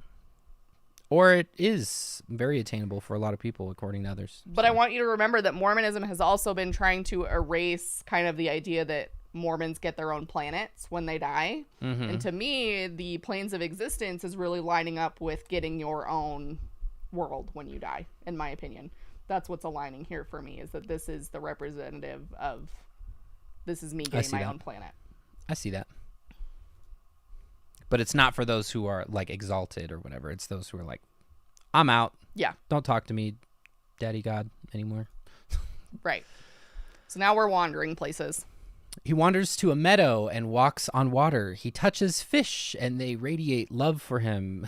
Yet I'm not, that is literally what It's happens. giving I have no real friends, which is sad. Everything worships God. So as he's in this place, like it's literally everything. Everything is singing praises to God. The fish, the dirt. How does anyone get any sleep ever? It's just constant. And so he learns that he can walk on water. He realizes that, like, you know, it's not actually water, and gravity and all those other things don't really apply. Mm-hmm. Then he goes to his home where he spent all of his spiritual childhood. The pre-existence, I'm assuming, is what he's referring to. Correct. God made a giant building so that he could teach Spencer shit. He remembers his room where he learned things and spent vast portions of eternity in it. I suddenly remembered my eternal siblings, mother and father. He goes to a library where he learns that God does not dwell in a reality limited by time or distance. He exists outside of time and can move forward or backward through the construct of time. Which, I mean, that's more what I would expect of an omnipotent being. So the thing to, he spent pages on this, and we don't have time for that, but basically what he's talking about is that during his spiritual childhood, pre-existence, he's learning with God, and God creates this like a giant house, and whatever he wants to learn, God will teach him. So if he wants to learn about something, like the thoughts and images and explanation will just come to his mind. Like it's like everything's very instantaneous, and he has his own room, and this is where he exists. And then he also remembers eternal siblings, mother and father. So he mentions the idea of a heavenly mother, which is kind of controversial within Mormonism. He does speak about her very kindly, but also speaks about her in the way that's traditional to Mormonism, at least when I was a part of it, which is like, we don't know much about her, and she's very secret, and they do that because the father loves her so much that he has to protect her from the evil that is humans. And that was very much perpetuated in how he remembered her. But he talks about them as if they're actual parents, and spending time with them and his relationships with them and blah, blah, blah. So that's kind of where this is commencing. All that time he spent kind of went to shit, because now he's like, yes, you've got to suffer in order to help me out. And there's totally only one of the heavenly mothers. Yeah. The angel says he has... Oh, wait. Ah! Pause. Okay. Click off this for a second. Okay. We're clicked off. Because you're going to have to go get my Kindle anyway. Okay. So, good. We moved fast enough that I was hoping we would have time for this. Okay. So, we're moving into the... Oh, yeah. Jordan didn't update the... I only did a few slides. So, we're moving into the second part of his vision journey. Okay. So, he sees all this happy stuff, right? He sees God, heavenly parents, like this beautiful meadow, people, like everything's really happy and positive. And so then the angel takes him back to his house, and he realizes that he looks at the clock and only an hour has passed, and he thought he'd been gone for like days. And so the angel says, if you're ready, I still have more to show you. And he says, okay, cool, let's do it. So then we transition into the second half of kind of the book, which is looking at like sin, temptation, and evil spirits. And the very beginning of this is, like, the very beginning of this section is the thing that I've been telling you guys about since the very beginning. This was the most disappointing moments of my life, easily. Hearing this shit, I was like, are you kidding me? Disappointing because I hyped it too much and it wasn't what you expected? No, disappointing that this exists. Yes. Yes. So I bring this up because I highlight this, one, because I think it's one of the craziest shit things in the book, one. But two, a lot of the, like, negativity and the negative perception and inappropriateness surrounding like sex and sexuality and masturbation and things in Mormonism, as we all know, is very toxic, but this perpetuates it to like a very severe degree. Like, there's what Mormonism does with those concepts and how it shapes those things, especially for young adults, and then there's what this book does. Yeah, and it's horrifying. This is like extreme. So I want you to remember as we read through this that there are young adults. This is traditionally isn't like a young child or like a teenage read. I know some people do gift it to their teenagers. I've seen it. I don't think that happens. At least I hope that doesn't happen very often. But this is being read by young adults and people across the Mormon lifespan. But this kind of shit is being perpetuated to an even more severe degree than what you guys have seen with us in Mormonism up to this point. So, why do you need your Kindle? Because I only did a few pages. Oh, okay. Do you want me to go get it now? We'll see where we end up. Okay. So I'm going to have McKay read it. I read it to McKay last night because I wanted to get his reaction before you guys. But trigger warning for sexual content.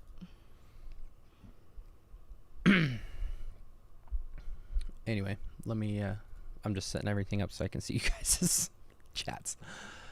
Okay. Ignore this. Jordan forgot to update that. Yeah, ignore that. The angel says he has more to show him. Angel was like, but wait, there's more. It was Billy Mays, actually.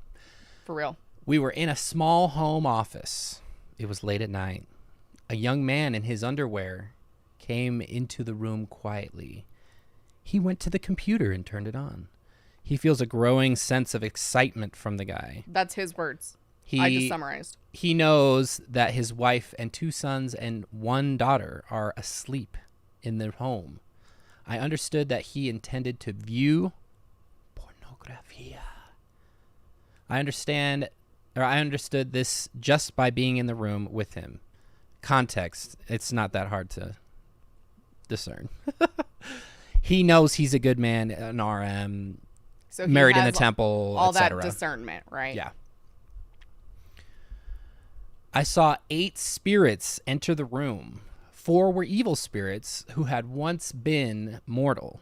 The other 4 were unborn evil spirits, Satan's minions. Just a sidebar, Mormons believe that Satan influenced 1/3 of the hosts of heaven, which are all of the spirits that dwelt in existence and all of the people that would ever exist. He influenced 1/3 of them. They were all cast out. They were never able to be born and come to earth.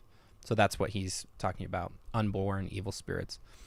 The disembodied looked human and wore clothing typical of their time period that they died. The evil spirits were less substantial, generally smaller, misshapen figures, slightly inhuman looking. They were agitated, active, jumping around in a frenzy, shouting their commands to the young man in excited voices. They were trying to satisfy the sexual passion they had developed during their own lives. Lives. Both male and female spirits, their sexual addiction followed them into the spirit world. Another sidebar in this. This is how I had come to understand what happened when you died. So those who were sex addicted had the same urges after they died, but they could not satisfy those urges because they didn't have a body. Similar to people who smoke cigarettes, like they would have that feeling that they needed a cigarette until they were either resurrected or As torture, whatever, basically. as torture. So in a way, that's how they can paint spirit prison as like a purgatory. Eternally damned with blue balls, Hannah says. Yep. Blue balls. It haunted them. They were desperate to try to satisfy it endlessly. They were pleased that they were shortly going to experience it through this young man. They were intent, watching him, urging him on through, though he couldn't hear them.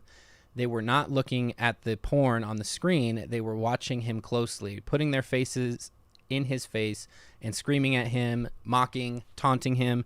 They didn't care about the images. They cared about sharing the body sensation of sexual gratification.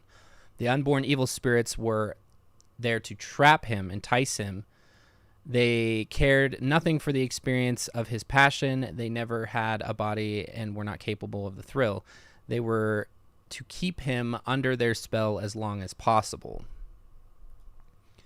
They gathered around him, waiting for him to become fully involved in the sexual ecstasy he hoped for. The evil ones were reminding him of certain websites. That one gets me. They're like, hey, yo, check out the hub or whatever. Urging him to go on, whispering to him how thrilling it would be. They told him which images to view and how to feel about them. They argued against his conscience. They placed their hands on him, causing him to feel thrill after thrill. Bro, my imagination ran wild with that one. I was like, what? Caroline says nutting by proxy. No, that's dude. That's fair. Yeah. It is vicarious nutting. There Whispers URL. Right. Oh, hold on. I went on. Let's see. They argued against his conscience. They placed their hands on him, causing him to feel thrill after thrill. The more excited he grew, the more frenzied the evil spirits became. They became more aggressive, jumping at him, hitting him with their hands and cursing. When he reached a pinnacle of lust in his body. This is where it gets the best. I could not, bro. I could not with that phrase. A black tear or rip appeared at the crown of his head. In that instant, the disembodied spirits began to attack. They looked like football players tackling the guy with the ball. They were hoping to share just a moment of his physical feelings and excitement. There was fierce competition among them to be in him longer. This is word for word, you guys. Sounds like a gangbang. It does. They fought to be next, screaming, cursing. As soon as one or two spirits entered, no more could enter. I mean, that's just more to my point. The evil spirits dove at him repeatedly until a weaker one inside was expelled and they took its place. Proving me right, goddammit. I think that's the last one. Is it the last one? Oh, shoot. I need my Kindle. I have to go grab Jordan's Kindle, so we're going to take a brief intermission. So tell me how you're feeling about this, you guys. We're to the point where the most, like, the thing that I remember the most reading this is the, like, the black tear at the crown of your head. So, like, you're watching porn as a Mormon, and your head splits open so that evil spirits and demons can participate in your porn watching habits with you. Very important theology happening, Ellen. Thank you. Ghost orgy, Wattpad Mormonism. Yes. Someone earlier said, "What kind of smut is this?" And it is indeed something.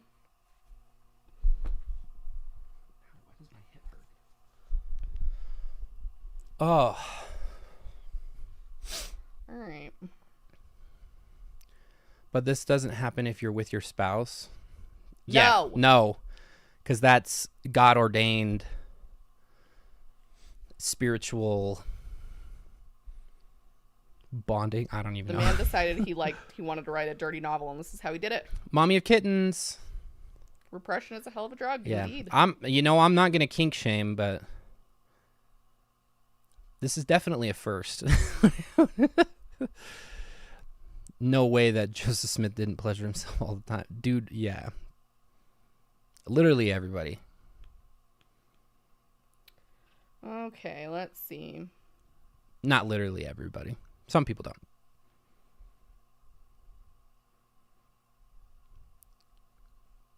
That's God ordained nutting people. Come on.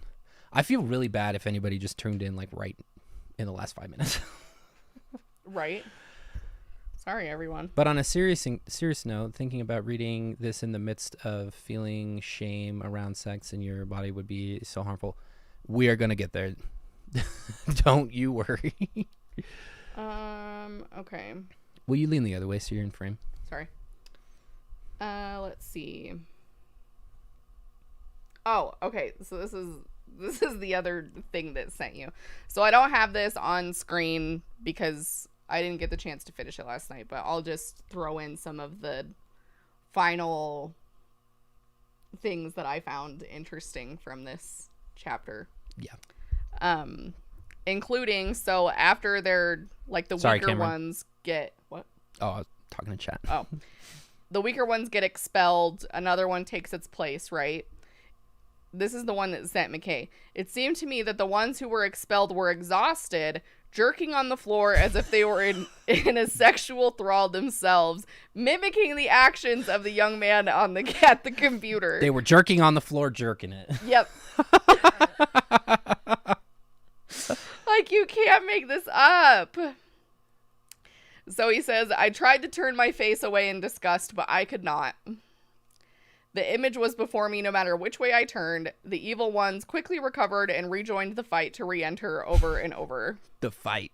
The fight to re-enter. I don't know. I've never been in this kind of situation, but I feel like that would be bad etiquette, would be to fight. I mean... I don't know. You know? And then he says, my guide communicated to me, the angel communicated to me that when these spirits entered their victim's body, they could not fully feel what he felt. It was filtered or buffered to them. It was only partly satisfying, and they could not remain long because of the competition. So they attacked again and again.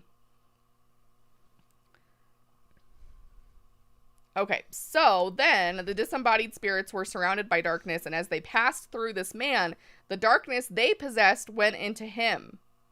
He could feel it as waves of dark longing, and it urged him to seek harder for more thrilling porn, harder and darker images, urging him from soft images to violent, even perverse and viral. Or vile. Viral. He resisted at times, and they screamed at him, throwing themselves at him in a frenzy. This is like... It's like almost as if, because I'm imagining in this vision he was also seeing the screen. He probably got caught checking out some adult sites, and bro just fucking writes an entire book about how he had all these near-death experiences to explain it away. Could be. I mean, if we're talking about, obviously this is like extremely toxic and harmful on like 30,000 different levels. Yeah. Especially for young people. But the other thing that stands out to me with this is that they say that when the disembodied spirits enter him, they bring their like darkness with him. So the implication with this too, with watching porn, for people who have read this book and like believe it, is that not only like are you having this experience while watching porn, like you're also carrying that darkness with you after the experience is over.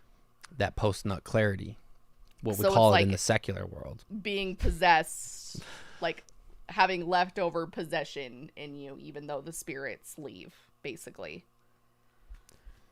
Yes, Athen 88. This is exactly why they're like that about pornography and the likes.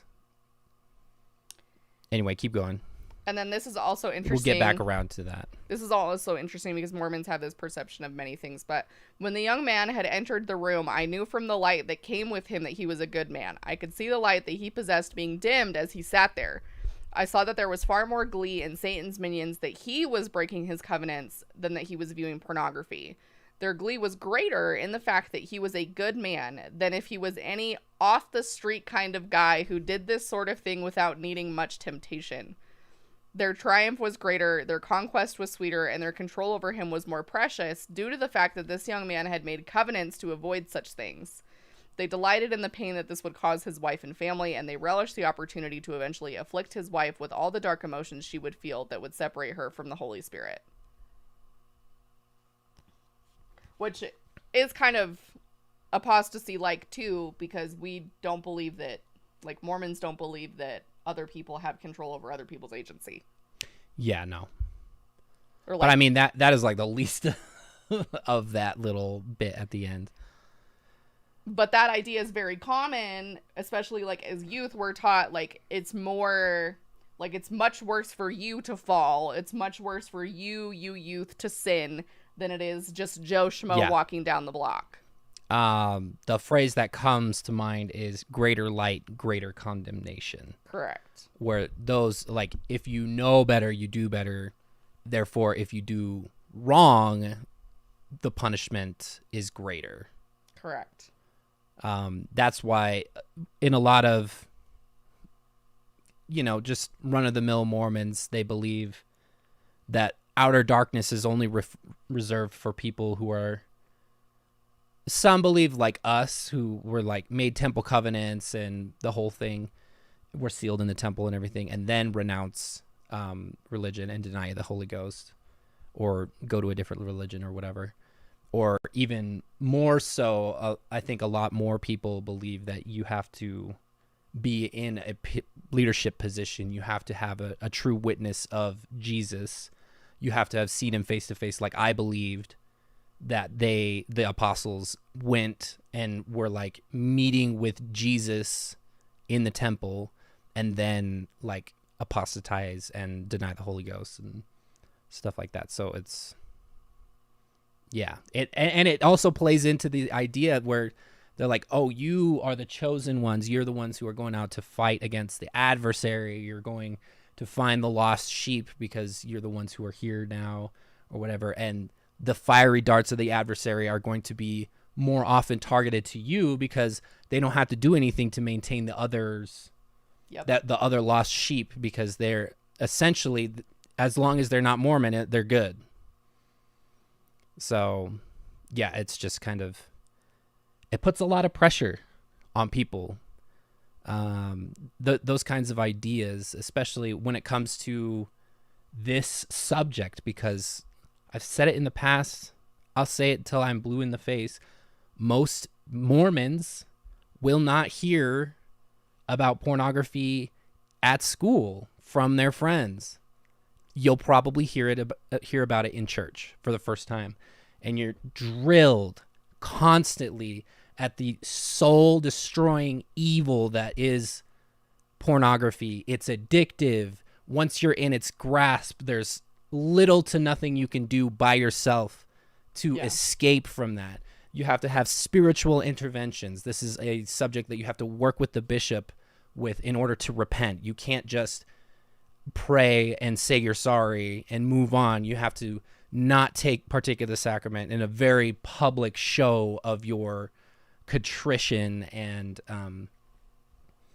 your repentance process. And you have to, I mean, you can't be participating in the same capacities that you were participating in prior to your confession. And they have, I mean, it runs the gamut. It depends on what bishop you have, but yeah. Welcome to the Celestial Kingdom. It's dangerous, honestly. Share you told me about how you received this when you originally read it. What did I say? About the black rip, the tear. That it was traumatic? Yeah. Is that all you said? I swear you had something better. Sorry. I mean, I was young when I read this. I was probably, oh God, I don't know, probably like 19 or so. And this image, like, it's hard to forget this, like, once you've read it. Yeah, it totally ascribes like an image to what they say. Oh yeah, and so much more stigmatizing than just Like, it's not like we want to talk about compounding the shame factor to like the nth degree. Like, we're laying it on thick with this experience, because we're not just doing something that we're not supposed to be doing. We're like dealing with demons and evil spirits and shit. So like, that's, I don't know, that's why I wanted to do this series in part 2, because I think it's important to highlight, like, it isn't just like a weird book full of like weird shit. Like what we just read to you was like bizarre as fuck, but also it's like, this is so toxic and this is perpetuated. It's not like, this isn't doctrinal, like the evil spirits and things is not doctrinal per Mormonism, but because this guy is Mormon and because they used to sell this book at Deseret Book, it doesn't, like, it's easy to put together. Like, in my mind as a young adult, I was like, I wouldn't, like, they wouldn't sell it at Deseret Book if it was condoned by the church or like church leadership. And I mean, they sold it for years, and you can still get it. This is on Jordan's Amazon. It was on Amazon Kindle Premium or whatever the hell. Kindle Unlimited. I think I bought it a long time ago. You had a copy of it somewhere. I don't think it ever made it with us. Probably anywhere not. we moved. My mom probably has it. But yeah, the problem especially lies in the plausibility of this, because you won't hear such graphic and detailed ideas surrounding. I mean, losing your soul and spiritual destruction are already like pretty bad. You will hear people say that at church or even over the pulpit at general conference. Some of the leaders have used language like that. But to paint such a traumatic picture that, I mean, it's not out of character, really, because you already have the idea that this kind of thing invites evil spirits. So it's not even much of a stretch to say that you're allowing evil spirits to enter into your body and that they have some sort of control over you, that they've won you over in some capacity or whatever. So there's that. And I mean, just reading, thinking about somebody who is in this situation and then reading this, I mean, there's no telling how people like that will react. One of our friends from TikTok back in the day, he said he struggled so much because of this, and also the fact that he was gay, that he wanted to, I mean, maim and cut off body parts because of it. So there's that, and just other really awful things. And it's funny because I told Jordan about this. I was like, this dude is really just creating a parable for what actually happens, which is studies have shown that people who struggle with viewing pornography or hypersexualized behaviors have the problem made worse because of religious ideas like this, where there's a hyperfixation on the idea that pornography is bad, because then it creates this idea that in the brain it's forbidden, it's taboo, I shouldn't be doing it. And then when you do engage in the behavior, it's got this heightened reaction that creates a habit. It's not unbreakable, but no, not at all. But it's definitely exacerbated by the ideas that are being portrayed in this book and the likes of them. So indeed. So the last thing that I will say for like this little part of the book, this little experience here that also left McKay laughing, was my last view of this guy was of him leaning close to the screen, breathing heavily, While unseen by him, the 4 dark spirits screamed at him to continue, and another dozen disembodied souls threw themselves through him in a frenzy of unsatisfied lusts. One of the most tragic aspects of this scene was that these spirits from the unseen world were offering him a sense of false relationship, giving him the sense of being fulfilled and satisfied by this experience. He was beginning to accept these unseen visitors as his companions, and he was starting to enjoy having them, welcoming their influence and helping him to decide to partake once again in his secret world of filth.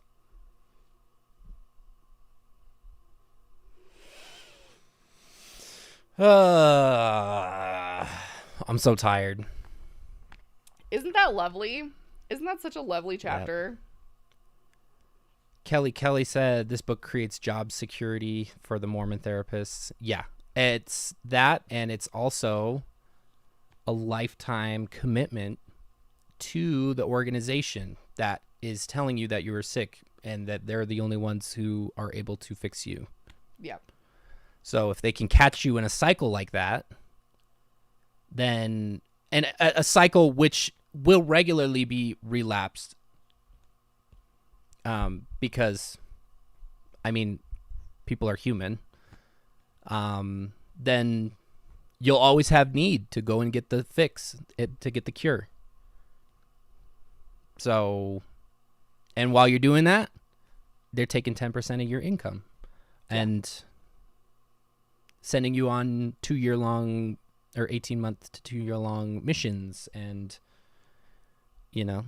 Well, and remember in the first video where we talked about why we're doing this series and like what Visions of Glory is and why it's such a big deal within Mormonism, like remember that this is a book that's gifted. Like this is gifted by like parents to their children. This is like Christmas gifts and book clubs and like, oh my gosh, you have to read this. It's like inspiring, or it's like it's like a popular book like that you would see in like the secular world, like to use Fourth Wing as not that I'm comparing the two in any sense, but to compare like the, you know, what's the hype around it. It's like, oh my gosh, there's this book and it's so good and you have to read it, and like that's what gets passed around. It doesn't get passed around as like a look at this like horrifying Seth's book that's going to make me feel bad about any time I've ever done anything like this ever in my life. It's, this book is amazing. It will change your view on the afterlife and the millennium and what's to come. And like, we haven't even got to that part yet. So it's like, this is something that parents give to their children. Yeah. And this is definitely a lot lesser of the awful gift books to get for your children. A lot of people were gifted or assigned to read The Miracle of Forgiveness, which is definitely that one's horrible too. That one's worse because the author has the credentials to really deal a lot of damage. Hannah, our lovely mod, with a really good point. And to think my mom was stressed about me reading Twilight Breaking Dawn for the honeymoon when this shit is being thrown around. Real talk. It's like, you know, my mom didn't let me read a whole lot of secular novels when I was younger. I read more as I got older, but I had to read like for those of you that are Mormon, you'll know like the Jack Wayland novels. But to be concerned about that when my mom was like, oh my gosh, you have to read this. Like, no. Yeah. You know, like that's just. Honestly, Twilight is more believable too. Oh yeah. Yeah. And I think. Yeah. And Twilight is Stephanie Meyer is Mormon. I think that's one of the only reasons my mom let me read Twilight was because of Stephanie Mormon. Stephanie Mormon because of her Mormon background. My parents have Jack Wayland's Childhood Piano. Shut up, for real? What a weird. Oh my god, my mom was obsessed with him. Not Christians. Mormons always have like the weirdest fucking. Like I remember there was this one really rich family that lived near my uncle was like doing a job making cabinets for them or something like that. But we were like, oh my god, they have Emma Smith's copy of the Bible. Like that means anything. Like it means anything. Like wow, they've got a really old book. Which says, I remember this book as a regular part of our strictly Mormon household in the early 1970s. Wow. Not kidding. My grandma grew up next door to him in Montana. Oh, wow. That's crazy. Oh, here's another Mormon claim to fame thing. Hold on, let me find it.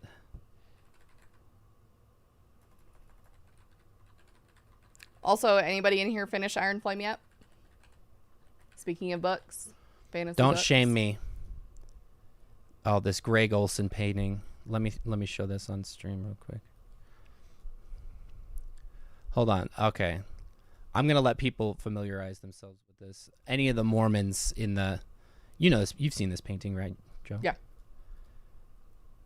Frame... That's not what I thought it was. Let's get a little bigger. Like, this used to be in the Relief Society room in the church that we went to when we were younger. Let me see if anybody... I want to see if anybody recognizes it. This is exactly what I'm talking about, though. Like...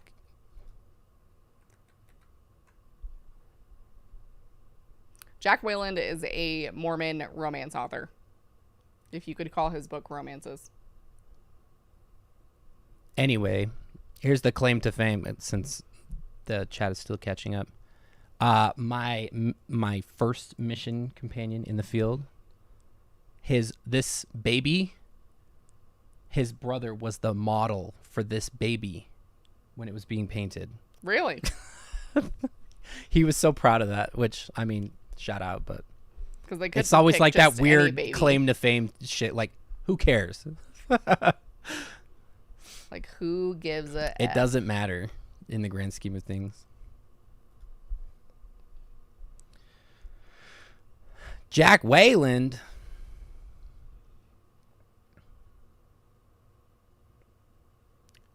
It's giving my dad knew Ted Bundy. Yeah. Literally. We've talked about that too. Like, everybody in Utah knew somebody that was supposed to go on a date with Ted Bundy but didn't. Mm-hmm. Yep. Literally everybody. Literally more people almost didn't get killed by Ted Bundy Than people who than did. people who did. And most Astronomically people didn't know more. that he was Mormon.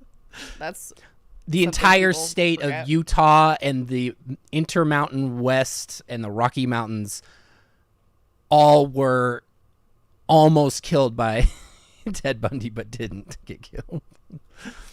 He murdered a sorority girl at my university up by where I used to live. Oh yeah. Casey, have a good night. We're just wrapping it up for the day, for the night, whatever. So yeah, that's the end of the weird porn chapter. Fortunately, it's not the end of the weirdness, because the next two chapters of the book are when Tom goes to the bar. He goes to a nightclub. Let's go. Goes to a nightclub for Yes, converted. yeah. Goes to a nightclub for some fun times, more voyeurism. And then we also have, after he goes to the nightclub, then he goes to a horse race for some gambling. So, Yeah, baby. those are just the next two things coming up on the evil spirits and temptations part of the book. And then he also talks about entertainment a little bit, the industry. But yeah, so we're into the evil spirits and temptations section of the book right now. So there will be more like what we talked about today. And then here very shortly, we'll be moving into the future vision that he has about the massive earthquake that hit Salt Lake and the second coming and the millennium and being translated and meeting Joseph Smith and all of those things. So that is quickly coming up here. And that's where kind of the hype stems from a lot of the Mormon preppers, because they latch on to those experiences thinking that those things are the things that are going to happen. And so, yeah. We are going crazy over here. Woo woo. If this is my last live stream, I wasn't disappointed. Yeah, Tim, why the last? It better not be your last. I think I'm going to need to go to a dispensary before the next one if it's going to be more like this. Yeah, it's definitely, I don't know that... Hit up the pharmacy, baby. I don't know if there's anything, like, more shocking than like your head being split open and Yeah, right. getting possessed while watching porn, but there's definitely more weird things just in different weird ways that you guys will be like, Men what will the fuck? convince themselves of having prophetic visions before going to therapy. Yes. Dude is a therapist too. Yes. Hell yes. I agree. So I'm trying to think if there's anything else that I wanted to bring up with this. I think that Tim's gonna join my brain stopped working. Replay crew. Shout out to the replay crew. Oh yes. Very Mika's important headphones to us. are my partner walked in during the last part McKay was covering, keeps asking me about the book. LMAO, no. I'm sorry. I'm sorry. Working at a recovery facility as a mental. Oh, That's let's awesome. go. Good for you. We'll keep an eye out for you in the comments regardless. Let's see. Someone asked when it was written. I think it was published in like 2010s. I know I said it in the first video, but I don't remember. This was starting in like 1983 and Yeah, he started recording things. Published 2012. But his whole, like, writing all this stuff down and putting it together has been a long time coming. And it allegedly happening was over decades. Yeah. Thanks for the stream. Kept me company while I'm struggling with depressive episode. Keep it going. Thanks everybody for participating. Tim, we're sad you won't be here live anymore, it sounds like, but we'll be happy to see you in the Discord and on replays. If you are not a member of our Discord, hop on over there. We have How old was he great in mods. 2010? I feel like he was born maybe in the 50s. Basing off the timeline. So probably in his 60s. Not Tom. He's hard to find otherwise. On a scale of 1 to 10, how unhinged does this get compared to this, Joe? This is a 10. Like the futuristic stuff, I would say we hover in the 8 to 9 region. Okay. Yeah, Wormholes was already pretty It's up pretty there. bad. It's pretty bad. Don't forget about your portals. Yeah. Let us know if you have any success in accessing them. The wormhole, yeah. I don't know. Caroline, maybe it's thinking like of the door to Moria kind of situation. There's like a speak friend and enter kind of password. Will you take this screen off? Oh, is everybody? Oh, I didn't even know everybody was just looking at themselves in chat.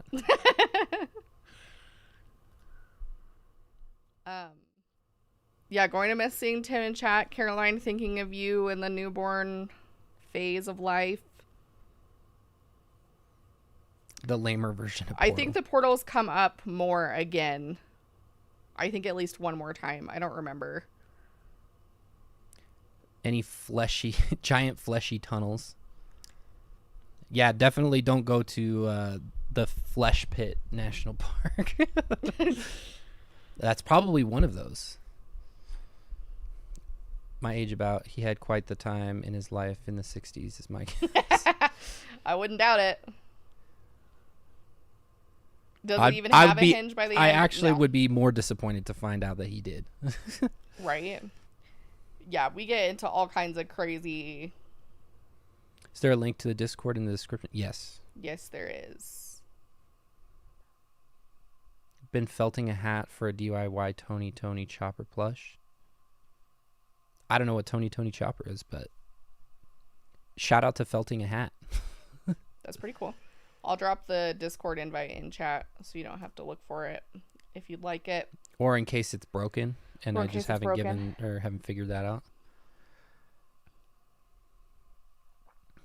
Fuck COVID. Sorry, Alyssa. You met Chad Daybell? Wow. For your internship at BYUI, huh? Ew. Doing what? That's crazy.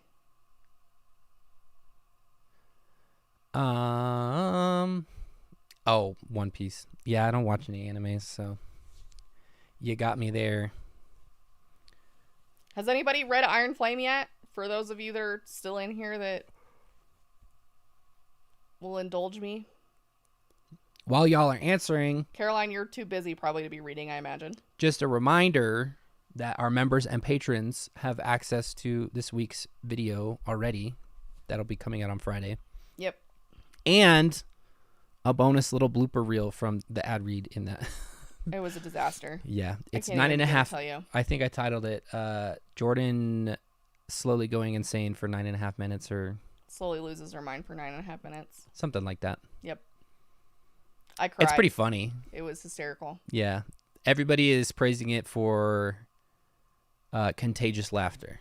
So thank you. I'm a library girl. It'll be months before I turn out. Oh, yeah, I bet. Faith just bought it on Audible. Hell yes. Shout out to Audible. I got that free trial, and then it renewed 1 month. I was like, oh, shit. And I canceled the renewal. But I still have credits because of that. So, Yeah, there is a join button if you're on your computer. It's right under the video screen. It's white. you have to be subscribed. You do? I think so. I don't think you can join without being subscribed. Yeah, join. It should be become a member. Should you read the series? Good audiobook for work. Good series, yes. There is some spicy scenes. There's 2, specifically. Caroline. Oh, your husband's reading it and he begged me to wait so we can read Iron Flame together. Ah, I see. I see. You can return a book on Audible if you don't like it. I'm just going to return Iron Flame. Keep that credit, baby. Oh my gosh. Yeah, it is good. I was very frustrated by it when I read it, and I was like, oh, I don't even know if I like this because it made me mad. But the more I sat with it, the more, and then I read Rebecca Yarros, the author, did an interview with Variety magazine where it was a really in-depth interview, and she covered like a lot of ground that I really appreciated, and it kind of tied up a lot of loose ends, and like just the, like, I don't even know, like just the detail and how everything's connected, and like it's amazing. It's called, I'll put it in chat, it's called Iron Flame by Rebecca Yarros, and the first book in the series is called Fourth Wing. Is there some gay stuff? It's very light on the gay stuff. It's very light on the gay stuff. Mostly heterosexual stuff. Indeed. You don't have to be a member to join the Discord. Anybody can join the Discord. Yeah, so I was very anxious reading the whole thing, and it did end on a cliffhanger because that's just like Rebecca Yarros style apparently. But phenomenal, like, especially after I sat through the Variety interview and then I started like picking up on things and rating on theories and shit. Like, man, she's phenomenal. Like, I don't even know. She's just a phenomenal writer. Because everything that you think is subtle, you're like, oh, I wonder if... Yeah, you wonder. Because it is. Because it's Rebecca, and she's already thought it, and it's already in there. Lesbian for context, that's why I'm always unsure. Yeah, no, I totally understand. Yeah. There's a little women love women in there, but it's definitely, like, very in the periphery. Yeah. It's not a smut book. Like, it's definitely plot and then spice. Yeah, plot driven. Yeah. For sure. We used to read books out loud together when we were dating. We read all the Harry Potter books, and then early on, when we got married, we went to get back to that because it was so fun and cute. Yeah. We want to get back. Sorry. But dang, I want to know everything. I know. McKay is not reading at the speed with which I need him She's to read, being and I a don't have hater. anybody to talk about it with. She's being a hater. She's shaming me already. Look how quickly this conversation devolved into you shaming me about not reading fast enough. It's not reading fast enough. It's that you're not dedicating the time. I'm sorry. I have to be focused. And ironically enough, I focus best in the car, actually, while I'm driving. It's true. Not me accidentally reading Christian smut when I was 14 because I thought it was just a cute romantic novel. Christian smut. We actually... What? McKay's dad is a big reader, and we suggested Fourth Wing, and we gave him the disclaimer that there are 2 sex scenes in it, and I told him that they're not essential to the plot, so he can skip them. But I'm really hoping that he's going to read it, but now that he's learned that there's a sex scene in it, I'm afraid that he won't. Hopefully. Fingers still crossed. He does like a lot of the fantasy type Brandon Sanderson. and sci-fi and stuff. Mm-hmm. So, Which Brandon Sanderson is Mormon, and if you guys didn't know. yes. How do you two find the time? I don't find the time nearly as much as Jordan does. I stay up until like 3 a.m. Yeah, then I regret Jordan finished Iron Flame in one sitting. It's the anxious books that like I have to get them, I don't want to say over with, but like I have to just get all the information, like read it all at once, and then I can sit with it and process it and enjoy it. But it's the anxiety of the not knowing that I'm like, okay, I've got to get it. I've got to get it figured out. Yeah, I'm not a Brandon Sanderson That's fan, fair. but I know a lot of people. I mean, I know he's like essential to the fantasy genre in most people's opinions. Yeah, I listen on 1.75. Hannah listening to the Hunger Games for the first time. That's cool.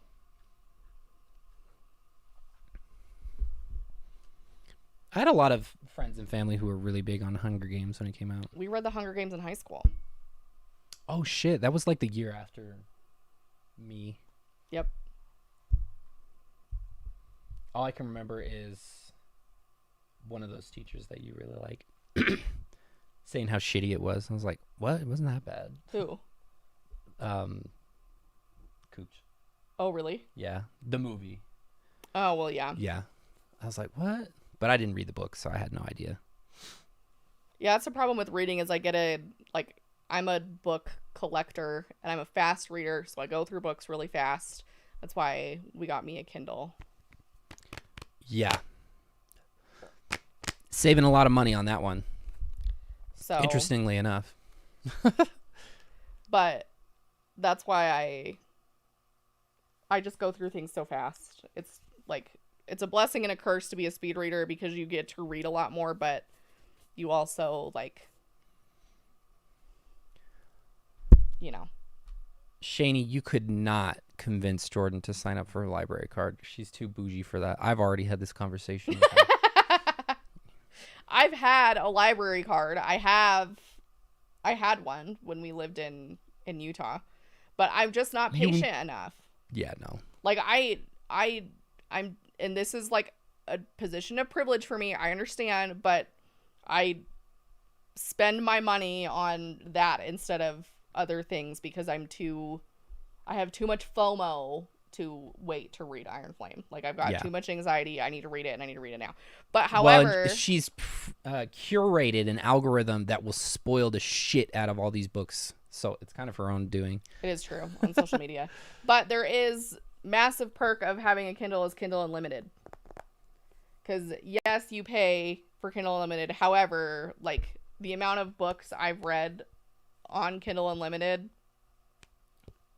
far outweighs like what I paid for it. So it's worth it in that sense. Yeah, she's read a bunch. Somebody asked if we'd ever start a book club. Jordan tried doing that one time, and I was in grad school. Awfully. And it went awfully because I wasn't able to stay consistent with it. But I would be. I would be open to it if there was enough interest because now I'm not in grad school. It also has to be something. It has to be something that's like not too hype right now because I'm terrible at like reading slowly. She won't. Well, and you'll just read it all in one and then like slowly come back to I could do that too. parts. So, yeah, that's what we got going on. Yes, I'll let Caroline, you know if I let me cave know and if read you Iron. cave. Just cave. Just do it. I mean, honestly, there's so much that happens. Like she said, and this isn't spoilering anything, but she said in the Variety interview that she thought that Iron Flame should be 2 books. She wanted it to be 2 books because of everything that happens, but her editor told her that it needed to be 1. So she had to condense things quite a bit. So Iron Flame moves really, really fast. So it's one of those things that I feel like most people are going to need to read once or like twice, like read it again to really get the picture of everything that's happening and like the chapter headings and everything. Like, you know, how they have all that stuff. That's crazy because it's already really long. Yeah. It's already like, I think the book is like 600 something pages, but so you could maybe convince your husband that you'd need to read it twice to really get the feel for things, but that's me being a bad influence. Jordan is a bad influence when it comes to the wallet. I am a very bad influence when it comes to spending money on books. Yes. And to think that I collect records. If I had the same vigor for buying records that Jordan had for... I am very conservative when it comes to my collecting hobby. We would be absolutely broke. It's true. Although there are like 4 that I have my eye on for Black Friday. Well, there you go. See? It's Black Friday. It counts. What up? I'm Jared. I'm 19 and I never fucking learned how to read. Vine, man. I never fucking learned how to read. My depressed year on the couch was just me reading free Kindle books and Kindle Unlimited books, most of which were terrible, but I don't really care. So people ask me too, like, how much, like, I've had DMs on Instagram before. Like, 1, I am a fast reader, so yes, I get through books, I feel like, more quickly. But 2, I changed my time. So, like, I, as does most Americans, spend way too much time on my phone. And so I kind of just swapped out my phone time for reading. So, like, instead of being on my phone for 2 hours before I go to bed, I read she instead. reads, yeah. And so it's kind of like, it's just about looking at where you have the time and using it. And that's why, like, I tell people who want to read more, like, take your Kindle or take your book with you when you go places.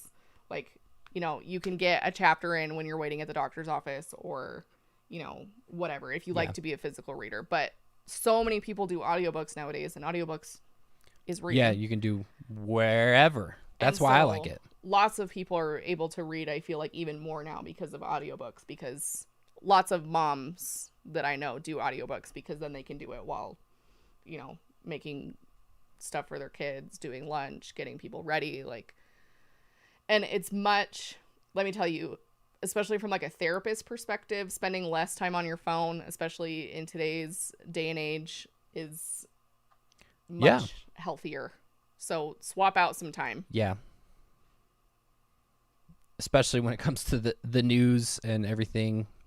Yeah, it gets unfun a lot of times. Jordan and I are kind of the same in our collection or whatever, because you have Kindle Unlimited, you read the books digitally, but you like the physical form. I do. Of it, which is my same. And I do. It's not like I don't listen to my records. I have my setup. Literally, you guys are sitting on top of it. I have my turntable and speakers, and then all my records over there. But yeah, I'm a record millennial. Indeed. Which is tough because, oh man, dude, I've been waiting on that Blood Incantation record for fucking forever. It was supposed to ship within 25 business days, and then it didn't. And then last week, on Halloween, they messaged and they're like, yeah, we're going to get it out within 10 days. And it's already past the 10 days. So I'm like, I was the kid that read at restaurants that my parents were not a fan. Really? Oh my gosh. My mom was such a big supporter of me reading. I think it was because then I'd shut up and didn't bother her. But I read on God everywhere. Like, I would, like, going to the grocery store, I would be the kid that was reading the book in the grocery store, like, walking with my mom while she was shopping. Huh? Oh, the Void had forgotten that we were on stream. That's okay. Hi, the Void. We need replay crew. We do. Replay crew's always needing people. So, yeah, that was... I never thought I would be a Kindle girly. I really didn't. I was like, nope. I love my physical copies. I love my physical books. Yeah, I was skeptical when she's like, I should get this. I'm going to get this. Because here's the thing is I still consider it saving money, okay? Because if I read the book... Enter girl math. Enter girl math. If I read the book on Kindle Unlimited, which is basically free, okay, then... I can still buy the book. Let me interject here. It's not free, just for you all. I think it's $29.99 a month. It's a subscription, and so if I read 5 books on Kindle Unlimited, and then I only order, you know, I like 2 of them enough that I want my book trophies to put on my shelf, then I'm saving money. It's like you're buying 3 books for the price of 1. See, I can do girl math too. Especially some of these hardcovers. Holy shit, they are. Hardcovers are the best, but they're so expensive. Pricey. But yeah, that's what I do. I just try to, and that's what I spend my time reading. Like, that's what I, like, my evenings when the kid is in bed and he's playing video games or whatever it is, like, that's what I choose to spend my time on. And that's the only reason that I can read as often as I do, because I swap it for the other things that I would be doing. So, like, watching Netflix or, like, we're on a Friends binge right now, so I haven't been reading as much. My Kindle Unlimited is $10 a month? Yeah, I didn't think it was that expensive. Oh, I thought it was more than it was. Okay, there you go. But yeah, so that's how I can still be a Kindle girly, but also still buy my books. Yeah. Because here's the deal. The other day on TikTok, this girl has, like, the setup, and I need to do it. I saw a girl that got a, and it went viral, so you guys have probably seen it if you're a Kindle person, but she got, like, a little holder thing for her Kindle that she sets on her, like, bedside table. So it holds her Kindle. And then she got a little remote that's a page turner for her Kindle. So all she has to do is lay in bed, and she doesn't even have to hold her Kindle. It just sits right here, and she just has her clicker when she needs to change the page. Like, that is next level. Well, this is already Kindle girly. This is a fucking ad for these Kindles now. It is.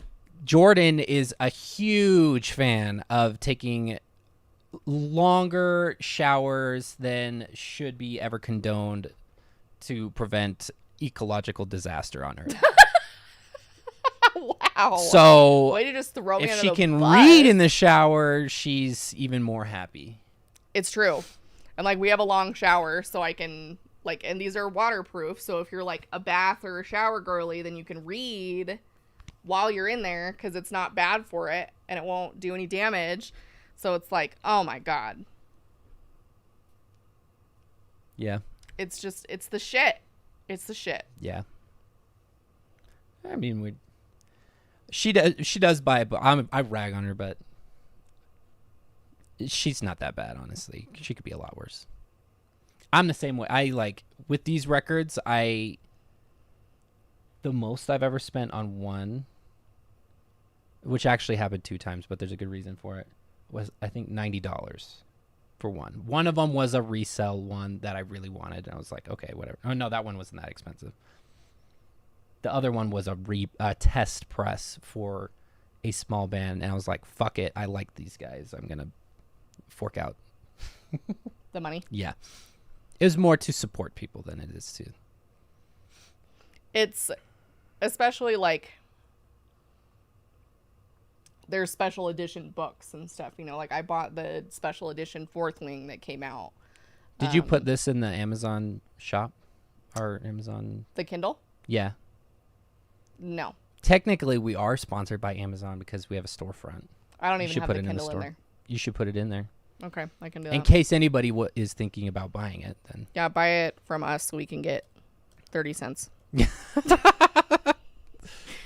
Everybody, you know, it's funny. The residuals for the storefront are not. The residuals from Amazon are like nothing. Like, if you aren't like a big influencer, like, I tell you, if you are an influencer who makes your living off of the Amazon affiliate stuff, then you Bravo. pull views, man. Yeah, you you're pull pulling. purchases. Like, those people, because you make pennies on the dollar for selling stuff on Amazon.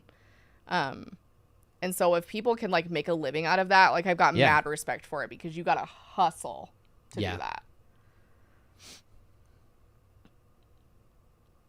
The Kobo is a great alternative if you do rent ebooks from your library. Yeah, if there are books that have been out for a little while and you want them on audiobook, check your library. There's a lot of places. Our library uses Hoopla, which is an Audible clone, except everything is free. And then I had that. Just turn on and turn off the Audible subscription if you want something sooner. You can't wait that bad. Honestly. I'll add the Kindle on here just in case anybody because wants to know what I it turned is. on. I did the trial for Audible just to read Iron Flame, and then I turned it off, and then I read all of the ACOTAR books in one go off of Hoopla. So it's pretty dope.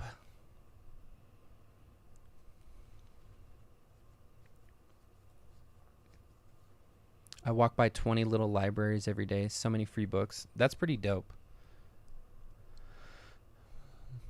I'm almost convinced that the only reason that little libraries exist in Utah is because of Boy Scout Eagle projects.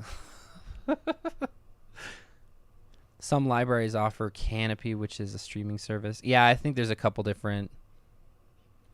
If your library does not have one of those services, I would be surprised. You just have to ask, and they'll tell. Even just go to the website; they'll usually link you directly to what they use.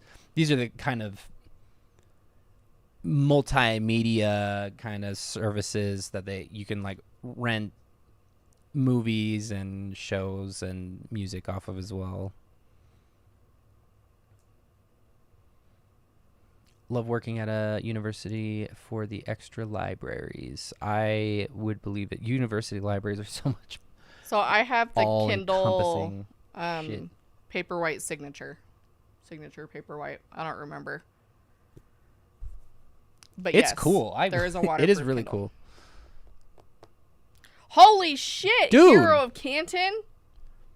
Hero of Canton had the threat of 50 or of getting their parts cut off by their missionary companion if they showered for more than 5 minutes. And this is what they end up doing after that kind of traumatic experience. Oh my gosh. Look at all Shout out these to Hero of people. Canton. Hell yes. Love ya. Ellen, Oh, Mellon. you do have to be subscribed What? to become a member, because that's how these go to random people. They don't have to be in the chat right now. But they're all subscribers. Otherwise, they would just be trying to. Kathleen with the 5. We appreciate you. You guys are so nice. Look at this, and anybody who's in here who just got a membership gifted, you can go over to the membership tab on our channel right after this and watch you can go Jordan watch all the stuff. laugh hysterically for 9.5 minutes in case you didn't want or you wanted to hear more from us. Soup sauce. Yes. Hero of Canton last week donated 20 Oh my goodness. subs or memberships, and then $20. I love it. If you donate $50 right now, I'm gonna come unglued. Do not do that. I'm serious. I'm being serious. Don't. You've done enough. Take a break for the rest of forever until you use your flesh tunnel to go back to God or whatever. Whatever Tom said. You get a membership. You get a membership. Yes. Really putting the hero in Hero of Canton. Oh my gosh, Ellen Real Mellon. talk. I'm so happy I've been jobless since June so I haven't been able to join. Oh. Welcome, Ellen. Thank you, Hero of Canton, for making it possible. It's raining subs in here. It's raining memes. Yes. It's rain MMs. Not the flesh tunnel. Kathleen, thank you. I love it. Memberships are what keep us able to do these things. So Yeah. we appreciate all of you who continue to support us in that way because it enables us to continue. Yeah. And since people are sticking around, Jordan and I have some shit cooking up. Oh, we do, and I'm so excited about it. I More have to wait on a streaming. delivery, and then we're going to try some stuff out. So it looks like we are probably going to be streaming twice a week. Yeah, we might be streaming twice a week. Amish smut What? on Kindle Unlimited? Bologna? They want to see the kitties. Oh, Tommy is asleep. I don't really want to bug him. Where's Baloney? He got hit today. I don't want to. Okay, then I you accidentally- act like our child bludgeoned I know him. he didn't bludgeon him, but I still feel bad because he just took it like a champ and didn't retaliate or anything. Also, you get to watch people answer questions. Yes. Does it have anything to do with the cat cam? No, but more opportunities to see the cats. So Yeah. Not right now because I don't want to. why don't you Baloney's go usually see if around. Baloney's upstairs. I'm not going to go harass him. And if he's upstairs, he's anti-harassing / being exploited for feed pics. Okay. Welcome to all the people who got their memberships. We love you. We Yes. appreciate you. Faith, glad to see that you got one. I love it. Hit the like button to thank Hero of Canton for your gifted membership. 6 more viewers to be at the scary number. Maybe Baloney is just screwing around upstairs. A cat tree cam. Thanks so much for the membership. Yeah. We love them. If you do want to see the cats, I'm not going to harass them like Jordan is trying to egg me on into doing. If she wants to harass them, that's fine. But Baloney did make an appearance earlier in the stream. You can go back if you missed that. I'll go see if I can find him. He's tired. Oh, Jordan's going to go do it. Okay. See if I can find him. I always am the one who ends up having to harass them, so. Wait a minute. Oh, he's on the chair over here. I was going to say.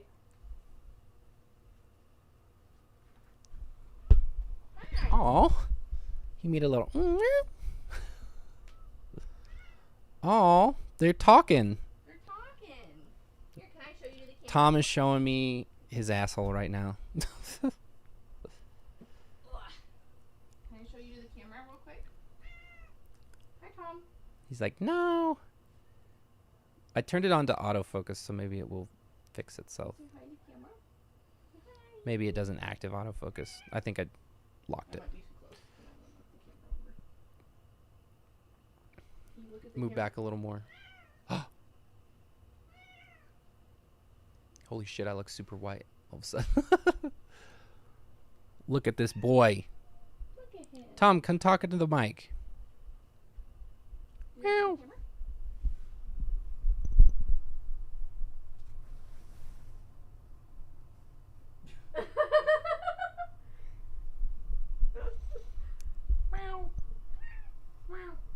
That's Tom talking for all you. Meow. Here. Tell the people what you have to say. Say it, Tom.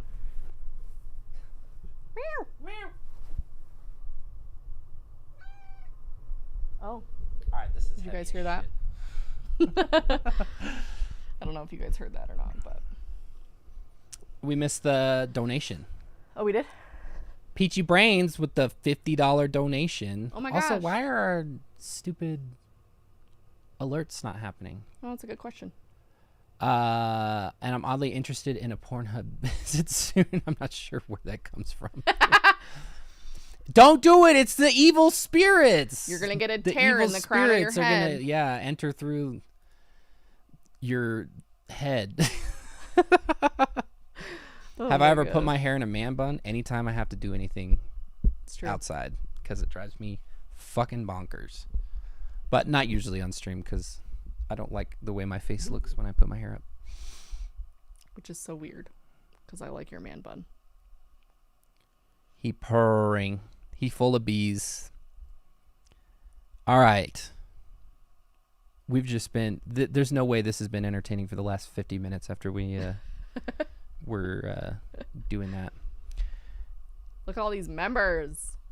Shout out to all the new members, all the donos. Good luck, Hero of Kim, Canton with your master's with the exams. Ridiculous donos and the memberships and everything like that. When does our video come out? Friday, I think at 5. So you guys get double content. 5 Eastern. Friday we have a video coming out. Yeah. So. And then we'll be streaming again next week on Tuesday. Do you think we'll have stuff situated by then? We could. I'm not going to make any promises just yet. Okay. But get ready for basically... Robin's on fire. Which litter box do you use? We just have like a shit one that we got when we got them. Plastic one? Yeah, let us know. Yeah, go to the membership tab on our channel. So you click on our channel, you go to the membership tag, and then you can check out. There's bloopers. There's exclusive videos. And us being goofy for 9.5 minutes. We love it. I actually need to go get my hair cut. We're going to take some pictures. We're doing family pictures. Yeah, I need to get it under control. Happy birthday, Ray. 21st. Yesterday, happy birthday. I'm waiting for Robin's response. Robin, you need to tell me what the litter box is. Is it the litter robot thing? Litter robot. Did I miss Robin's response? No, I don't think Okay. they've responded yet. I see litter robot ads all the time. I'm just worried that our dumb cats are not going to use it. Or they're going to be scared of it. Oh, okay. Robin says Popper. it's an automatic one, but not as insanely expensive as the litter robot. Okay. Well, that appeals to me. That appeals to me too. Because that litter robot's expensive as hell. I'm looking it up right now. Okay. But I love the idea. Target brand litter box? Probably. Whatever they had at PetSmart when we Or went maybe to adopt PetSmart, them. yeah. Because I was like, just get it and go. Fucking. Because we already been there for hours. Yeah. That took way too long. Okay. That's what I was waiting for. Okay, well, we're going to look at that now. Thank you, everybody, for participating and for being here through and through with us all the time, through all this insanity. And we're excited to be giving you more content. Yeah, it should be You are worthy. interesting. People have suggested it in the past, so hopefully there is still a market, an interest in it. So we love you. We appreciate you. The kitties love you too.